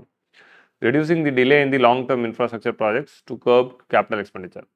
So, infrastructure projects ஓட டிலேவை குறைச்சிட்டாலே கேபிட்டல் எக்ஸ்பெண்டிச்சர் குறைஞ்சிரும். பட்ஜெட் எஃபிஷியன்சி அதிகப்படுத்துறதுக்கு zero base budgeting, cash budgeting, outcome base budgeting இதெல்லாம் கொண்டு வந்தால் இட் வில் பி பெட்டர். அதே மாதிரி எஃப்ஆர்பிஎம் ரிவ்யூ கமிட்டியோட ரெக்கமெண்டேஷன்ஸையும் நம்ம இம்ப்ளிமெண்ட் பண்ணணும் அப்படின்னு சொல்கிறாங்க. ஸோ அது எஃப்ஆர்பிஎம் ரிவ்யூ கமிட்டினா என்ன அப்படிங்கிறது பார்ப்போம். ஸோ இது வரைக்கும் புரிஞ்சிச்சா? எஃபிஷியன்ட் பட்ஜெட்டிங்னா என்ன அது வரைக்கும் புரிஞ்சிச்சா? ஸோ இதெல்லாம் வந்து மெயின்ஸ் பாயிண்ட் ஆஃப் வியூவில் நீங்கள் ஜஸ்ட் வந்து மெயின்ஸ் பாயிண்ட் ஆஃப் வியூவில் ஆன்சர் ரேட்டிங் பண்ணுறதுக்கு ஃபிஸ்கல் கன்சாலிடேஷனுக்கு என்னென்னலாம் ஸ்டெப்ஸ் எடுத்திருக்கோம். இது வந்து நான் வந்து எல்லாத்தையும் ஒரு லைன் ப்ரீஃபாக சொல்லிட்டேன். இது வந்து நான் டீட்டெயில்டாக எக்ஸ்பிளைன் பண்ணால் இதுவே 3 மணி நேரம் ஆகும், சரியா? இதுவே ஒரு தனி கிளாஸ். ஸோ அதனால் நான் ப்ரீஃபாக எல்லாமே என்னென்ன அப்படின்னு சொல்லிட்டேன். இதை எடுத்து நீங்கள் ஒரு ஸ்க்ரீன்ஷாட் எடுத்து பார்த்தீங்கன்னா உங்களுக்கே தெரிஞ்சிடும். மெயின்ஸில் கவர்மெண்ட் பட்ஜெட்டிங்கில் கேள்வி வந்தால் எழுதுறதுக்கு தான் இந்த ஒரு பர்டிகுலர் விஷயம். So what is fiscal consolidation? Fiscal consolidation is a process of improving the government's fiscal health by regulating the fiscal deficit. So government உடைய fiscal health வந்து அதிகப்படுத்துறதுக்காக நம்ம fiscal deficit regulate பண்ற process தான் fiscal consolidation. So tax revenue அதிகம் பண்ணி expenditure rationalize பண்றது தான் fiscal consolidation. இந்த fiscal consolidation இந்தியால வந்து கொண்டு வரதுக்காக நம்ம கொண்டு வரப்பட்ட ஆக்ட் தான் Fiscal Responsibility and Budget Management Act. So FRBM Act பத்தி தான் இப்போ நம்ம அடுத்து பார்க்க போறோம். So FRBM Actல வந்து நம்ம வந்து என்ன பார்க்க போறோம் அப்படின்னா கவர்மெண்ட்டோடைய இந்த fiscal consolidation-ஐ என்ஷோர் பண்றதுக்காகவும் fiscal deficit-ஐ அவங்க கண்ட்ரோல்டாக தான் மெயின்டைன் பண்றாங்களா அப்படின்னு பார்த்துக்கிறதுக்காகவும் நம்ம கொண்டு வந்த ஒரு ரிஃபார்ம் தான் இந்த FRBM Act. ஸோ நம்ம என்ன ஆகுது அப்படின்னா 80s நம்ம அளவுக்கு அதிகமாக கவர்மெண்ட் எக்ஸ்பெண்டிச்சர் பண்ணோம், இஷ்டத்துக்கு எக்ஸ்பெண்டிச்சர் பண்ணனால நிறைய பாரோயிங் பண்ணிக்கிட்டோம். அந்த பாரோயிங்ஸ்னால தான் என்ன ஆயிடுச்சு, கவர்மெண்ட்டுக்கு டெட் பேர்டன் அதிகமாகிடுச்சு. ஸோ அந்த டெட் பேர்டனை வந்து கண்ட்ரோல் பண்ணுறதுக்காக தான் ஆனதுனால தான் நம்ம வந்து எல்பிஜி ரிஃபார்ம்ஸில் அப்படி ஒரு கிரைசிஸில் போய் நிற்க வேண்டியதாக போயிடுச்சு. ஸோ அப்போ கவர்மெண்ட் வந்து இஷ்டத்துக்கு பாரோ பண்ணி எக்ஸ்பெண்டிச்சர் பண்ணதுனால தான் நமக்கு அந்த 1991 கிரைசிஸ் வந்துச்சு அப்படின்னு தெரிஞ்சதுனால இனிமேல் அப்படி ஒரு கிரைசிஸ் வரக்கூடாது அப்படின்னு சொல்லி 1991 எல்பிஜி ரிஃபார்ம்ஸ்க்கு அப்புறமா நம்ம கொண்டு வந்த ஒரு முக்கியமான ஆக்ட் வந்து FRBM ஆக்ட். இது வந்து 1998லேருந்து இதை இம்ப்ளிமெண்ட் பண்ணணும் அப்படின்னு ட்ரை பண்ணிட்டு இருந்தாங்க. 1999 2000 லான்ச் பண்ணாங்க, 2003 தான் அது பாஸ் ஆச்சு. ஸோ FRBM ஆக்ட் அப்படின்னு ஒன்று வந்துருச்சு. ஸோ FRBM ஆக்டில் என்ன சொல்கிறாங்க அப்படின்னா ஃபிஸ்கல் ரெஸ்பான்சிபிலிட்டி அண்ட் பட்ஜெட் மேனேஜ்மெண்ட்டை வந்து ஒரு லீகலாக ரெகுலேட் பண்ணுறாங்க. ஒரு ஆக்டை போட்டு எவ்வளோ ஃபிஸ்கல் டெபிசிட் வைக்கணும் அப்படின்னு டார்கெட்டை வந்து செட் பண்ணுறாங்க. ஸோ கவர்மெண்ட் வந்து இஷ்டத்துக்கு கடன் வாங்கலாம், இஷ்டத்துக்கு செலவு பண்ணலாம் அப்படின்னு இல்லாமல் நீங்கள் ஒரு வருஷத்துக்கு எவ்வளோ கடன் வாங்கணும் அப்படிங்கிறத ஃபிக்ஸ் பண்ணுறாங்க. ஃபிக்ஸ் பண்ணி ஃபிஸ்கல் ரெஸ்பான்சிபிலிட்டியை ஒரு லீகல் ப்ரொவிஷனாக கொண்டு வந்து கவர்மெண்ட் அக்கௌண்டபிள் ஆக்குறாங்க. ஸோ இதில் என்ன பண்ணுறாங்கன்னா ஃபிஸ்கல் டெபிசிட்க்கு டார்கெட்டை ஃபிக்ஸ் பண்ணுறாங்க. FRBM ஆக்டோட ஒரு ஃபீச்சர் என்ன அப்படின்னா ஃபிஸ்கல் டெபிசிட்க்கு 3% டார்கெட், ரெவன்யூ டெபிசிட்டை வந்து 0% ஆகணும் அப்படின்னு டார்கெட்டை ஃபிக்ஸ் பண்ணுறாங்க. ஸோ 2003 வந்து இந்த ஆக்ட் வந்து லான்ச் பண்ணுறோம். 2009 நம்ம இந்த டார்கெட்டை அச்சீவ் பண்ணணும் அப்படின்னு சொல்லி சென்ட்ரல் கவர்மெண்ட் அவங்களுடைய ஃபிஸ்கல் டெபிசிட்டை 3% of GDP. So 3% of the what GDP. இப்போ நம்மளோட நாட்டோட ஜிடிபி எவ்வளோ இருக்குது, நம்மளோட நாட்டோட ஜிடிபி வந்து இப்படி வச்சுக்கலாம். நாட்டோட ஜிடிபி வந்து 100 கோடி, 100 கோடி தான் ஜிடிபியோட வேல்யூ அப்படின்னா அப்போது ஃபிஸ்கல் டெபிசிட் வந்து எவ்வளோ இருக்கலாம்னா 3 crores இருக்கலாம். ஸோ கண்ட்ரியோட ஜிடிபி எவ்வளோ அதில் 3%. உங்களுக்கு புரியுதா? ஃபிஸ்கல் டெபிசிட் நம்ம எப்படி மெஷர் பண்ணுறோம் அப்படின்னா அது ஒரு அமௌண்ட். இப்போ நம்ம எடுத்த எக்ஸாம்பிள் என்ன, நமக்கு வருமானம் வந்து 10,000 ரூபாய், செலவு 15,000 ரூபாய். அப்போ ஃபிஸ்கல் டெபிசிட் எவ்வளோ வந்தது, 5,000 ரூபாய் வந்துச்சா? ஸோ அப்போது இந்த மாதிரி ஃபிஸ்கல் டெபிசிட் அப்படிங்கிற வேல்யூ எவ்வளோ இருக்கலாம் அப்படின்னா அது 3% ஆஃப் ஜிடிபி அப்படின்னு டார்கெட் வைக்கிறோம். ஸோ நாட்டோட ஜிடிபி 100 கோடி அப்படின்னா ஃபிஸ்கல் டெபிசிட் எவ்வளோ இருக்கலாம்னா 3 கோடி இருக்கலாம். ஸோ 3 கோடி ஃபிஸ்கல் டெபிசிட்டை ரீச் பண்ணுறது தான் டார்கெட் அப்படின்னு. ஸோ நம்மளோட ஜிடிபி வந்து 3.3 ட்ரில்லியன். 3.3 ட்ரில்லியனில் எது 3%ஓ அதான் வந்து ஃபிஸ்கல் டெபிசிட்டோடைய டார்கெட். ஸோ அப்போ ஃபிஸ்கல் டெபிசிட்டை 3% ரீச் பண்ணோம், ரெவன்யூ டெபிசிட்டை 0 ரீச் பண்ணோம். ஏன் ரெவன்யூ டெபிசிட்டை 0 ரீச் பண்ணோம்? ஏன்னா நம்மளுடைய ரெவன்யூ எக்ஸ்பெண்டிச்சர் எவ்வளவோ அதுக்கான ரெசிப்ஸை நம்ம ஏர்ன் பண்ணியிருக்கணும் following the golden rule of budgeting. அப்போ பாரோயிங் எல்லாமே அப்போ நம்ம வாங்குற 3% ஜிடிபி ஆஃப் ஃபிஸ்கல் டெபிசிட்லாம் எதுக்கு போகணும் அப்படின்னா கேபிட்டல் எக்ஸ்பெண்டிச்சருக்கு தான் போகணும் அப்படின்னு சொல்கிறது தான் FRBM ஆக்டோட aim. So we had the target. So union கவர்மெண்ட்டுக்கு டார்கெட் வந்து 3%, எல்லா ஸ்டேட் கவர்மெண்ட்ஸ் புட் டுகெதர் அவங்களோட டார்கெட்டு 3%. ஸோ ஆல் ஓவர் இந்தியாவோட டார்கெட்டு 6% அப்படின்னு வரா மாதிரி நம்ம ஒரு டார்கெட்டை வச்சு அச்சீவ் பண்ணோம். பட் இந்த FRBM ஆக்டில் இருக்க இஷ்யூ என்ன அப்படின்னா இப்போ நம்ம என்ன சொல்கிறோம், 2003 லான்ச் பண்ணுறோம், 5 இயர்ஸில் டார்கெட் வச்சோம், 2009 அச்சீவ் பண்ணோம் அப்படின்னு பார்க்குறோம். ஆனால் இதில் என்ன ஒரு விஷயம் வந்துருச்சு அப்படின்னா எஸ்கேப் கிளாஸ் அப்படின்னு ஒரு விஷயம் வந்துருச்சு. இந்த எஸ்கேப் கிளாஸ்னால என்ன ஆயிடுச்சு அப்படின்னா டார்கெட்டை வந்து ஒரு சில அன்ஃபோர்சீன் சர்க்கம்ஸ்டான்சஸ்லையும் national calamity and national security or emergency டைம்ஸில், அதாவது ஒரு எமர்ஜென்சி சுச்சுவேஷன் வருது, ஒரு கிரைசிஸ் வருது அப்படின்னா இந்த டார்கெட்டை வந்து நம்ம ரீச் பண்ணிக்கலாம் அப்படின்னு சொல்லிட்டோம். ஸோ அப்படி சொன்னதுனால என்ன ஆயிடுச்சு, இன்னைக்கு வரைக்கும் டார்கெட்டை அச்சீவ் பண்ணல. ஸோ மேக்ஸிமம் என்ன ஆச்சு, இதெல்லாம் லான்ச் பண்ணுறப்போ நம்மளோட ஃபிஸ்கல் டெபிசிட் 4 and 5% இருந்துச்சு. ஸோ இந்த ஆக்ட் வந்ததுக்கப்புறம் என்ன ஆச்சு, ஸோ 2003 இந்த ஆக்ட் வருதா, அப்போ ஃபிஸ்கல் டெபிசிட்லாம் வந்து 5% இருந்துச்சு. ஸோ இந்த ஆக்ட் வந்ததுனால அப்படியே குறைஞ்சு எனக்கு தெரிஞ்சு 2018 கடைசியாக 2018 பார்த்தீங்கன்னா 3.6% வரைக்கும் வந்துச்சு. 3.6 to 3.5% வரைக்கும், 3.4 வந்துச்சுன்னு நினைக்கிறேன். நம்ம மேக்ஸிமம் வந்து 3.4 தான் வந்து ரீச் பண்ணோம். ஈவன் ஆஃப்டர் நம்ம 2009 தான் அச்சீவ் பண்ணணும்னு நினச்சோம். பட் இந்த எஸ்கேப் கிளாஸ் அப்படின்னு ஒரு கிளாஸ் வந்துருச்சு. எஸ்கேப் கிளாஸ் வர்றதுனால என்ன ஆயிடுச்சு, இஷ்டத்துக்கு நம்ம டார்கெட்டை வந்து தள்ளி போட்டு அப்புறம் அச்சீவ் பண்ணலாம்னு தள்ளி போட்டு டார்கெட்டை கடைசி வரைக்கும் அச்சீவ் பண்ண முடியாமல் போயிடுச்சு. ஸோ கடைசி வரைக்கும் அந்த 3% டார்கெட்டை ரீச் பண்ணவே இல்லை. ஆனால் ஸ்டேட் கவர்மெண்ட்ஸ்லாம் பார்த்தீங்கன்னா அவங்க சூப்பராக அந்த டார்கெட்டை ரீச் பண்ணி, ஒரு சில ஸ்டேட் கவர்மெண்ட் தமிழ்நாடுலாம் 2.5 இருக்கும். நம்ம ஃபிஸ்கல் டெபிசிட்டை 3 இல்லை, நம்ம அதை விட கம்மியாக 2.5 கண்ட்ரோலில் தான் வச்சிருக்கோம். ஸ்டேட் கவர்மெண்ட்ஸ்லாம் அவங்க டார்கெட் அச்சீவ் பண்ணிட்டாங்க. பட் சென்ட்ரல் கவர்மெண்ட் வந்து அவங்களுடைய டார்கெட் அச்சீவ் பண்ணவே முடியல கடைசி வரைக்கும். ஏன்னா அவங்க இந்த எஸ்கேப் கிளாஸ் எமர்ஜென்சி டைமில் ப்ரீச் பண்ணலாம்னு சொன்னோன்னே எல்லா வருஷமும் ஏதோ ஒரு ரீசன் 2009லேயே பாருங்க 2009லேயே வந்து நமக்கு வந்து எமர்ஜென்சி என்ன வருது 2008ல் வந்து கிரைசிஸ் வந்ததுனால டார்கெட் அச்சீவ் பண்ண முடியல அப்படின்னு தள்ளி வைக்கிறோம். ஸோ அப்படி ஒரு வருஷமும் ஏதாவது ஒரு ரீசன் சொல்லி தள்ளி வச்சுக்கிட்டே இருந்தோம். அதே மாதிரி வந்து நிறைய அறிஞர்கள் என்ன சொல்கிறாங்க அப்படின்னா இந்த மாதிரி ஃபிஸ்கல் ரெஸ்பான்சிபிலிட்டி அண்ட் பட்ஜெட் மேனேஜ்மெண்ட்டில் இந்த மாதிரி வந்து 3% டார்கெட் அப்படியே ஃபிக்ஸ் பண்ணுறது சரியா அப்படிங்கிற இந்த கொஸ்டினும் ரைஸ் பண்ணுறாங்க. இந்த மாதிரி டார்கெட்ஸை ஃபிக்ஸ் பண்ணி இந்த டார்கெட் அச்சீவ் பண்ணாதான் எஃபிஷியன்ட் அப்படின்னு சொல்லிட்டு சரியா. எதை வச்சு 3% நம்ம கொண்டு வந்தோம்? What is the rational behind the 3%? Why not 4%? Why not 2.5%? எங்கே இந்த 3% வந்தது? அதுக்கு ஏதாவது லாஜிக் இருக்கா அப்படின்னா அதுக்கு எந்த லாஜிக்கும் இல்லை. யூரோப்பியன் யூனியனில் அவங்களுடைய ஃபிஸ்கல் ரெஸ்பான்சிபிலிட்டிக்கு அவங்க 3% டார்கெட் வச்சிருக்கிறதுனால நம்மளும் அதுவும் வச்சுக்கிட்டோம். அவங்க டெவலப்டு நாடு, அவங்க வந்து கடன்லாம் கம்மியாக வாங்கி அவங்க நாட்டுக்கு வந்து செலவு பண்ணுறதுக்கு பெருசாக இல்லை, ஏன்னா ஆல்ரெடி டெவலப் ஆகிட்டாங்க, அவங்க கம்மியாக வச்சுருக்காங்க. இந்தியா மாதிரியான நாடுகளில் இப்படி கம்மியான 3% டார்கெட் கொடுத்து ரிஜிடாக வைக்கிறப்போ அது நம்ம டெவலப்மெண்ட்டை அஃபெக்ட் பண்ணிடுமோ? ஸோ அப்போ இந்த மாதிரி ரிஜிட் டார்கெட்ஸ் வந்து நம்ம இயர்லி பேசிஸில் கொடுக்க வேணாம். அந்தந்த வருஷம் வந்து எவ்வளோ கடன் வாங்கணும் அப்படின்னு டார்கெட் வைக்க வேணாம். ஏன்னா ஒரு சில வருடங்களில் வந்து பார்த்தீங்கன்னா நிறைய தேவை இருக்கும், அப்போ நிறைய கடன் வாங்க வேண்டியது இருக்கும். ஒரு சில வருடங்களில் கடன் வாங்குறதுக்கான தேவை கம்மியாக இருக்கும். ஸோ அப்போ சம்டைம்ஸ் வந்து டியூரிங் சர்டன் சுச்சுவேஷன் கடன் வந்து நிறைய வாங்கணுங்கிற சுச்சுவேஷன் தான் வருது. ஸோ அதனால தான் நிறைய கடன் வாங்குறோம். அதனால தான் பார்த்தீங்கன்னா டார்கெட் அச்சீவ் பண்ணவே முடியல. எல்லா வருஷமும் ஏதோ ஒரு நீடு வந்து நம்ம கடன் வாங்கிட்டே இருக்கோம். அதனால கடைசி வரைக்கும் நம்ம 3% ரீச் பண்ணவே முடியல. மேக்ஸிமம் 3.4 தான் கொண்டு வர முடிஞ்சது. ஸோ அப்படி இருக்கிறப்போ இவ்வளோதான் கடன் வாங்கணும் அப்படின்ட்டு ரிஜிடாக டார்கெட் வைக்கிறது தப்பு அப்படின்னு சொல்லிட்டாங்க. ஏன்னா அது கரெக்ட் டார்கெட்டாக இருந்தால் என்ன நம்ம அச்சீவ் பண்ணியிருப்போம், அது கரெக்ட் டார்கெட்டே இல்லை அப்படின்னு சொல்லி இந்த டார்கெட்டே மாற்றணும் அப்படின்னு சொன்னாங்க. அப்படி மாற்றணும் அப்படிங்கிறப்போ தான் இந்த FRBM ஆக்டை ரிவ்யூ பண்ணுறதுக்கு FRBM ரிவ்யூ கமிட்டி அப்படின்னு ஒரு கமிட்டியை போட்டோம்.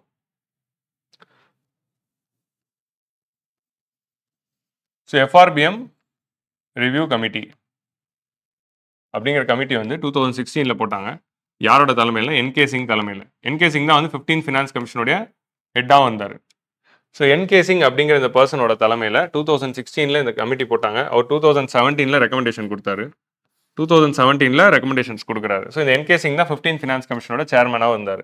ஸோ இவர் என்ன சொல்கிறாரு, அந்த வருஷம் ஒரு வருஷம் எவ்வளோ கடன் வாங்கலாம் அப்படின்னு ஃபிஸ்கல் டெபிசிட்டில் டார்கெட் வச்சுக்க வேணாம் அப்படின்னு சொல்கிறாரு.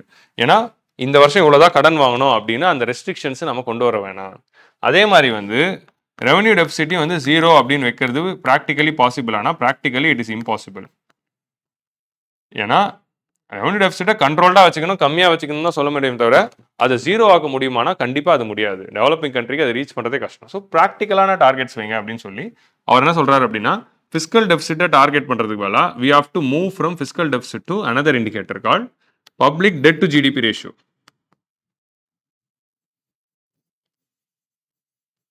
டெட் டு ஜிடிபி ரேஷியோவை டார்கெட்டாக வைக்க சொல்கிறாரு. ஃபிஸ்கல் டெபிசிட்னா என்ன? ஃபிஸ்கல் டெபிசிட்னாலும் டெட்டு தானே.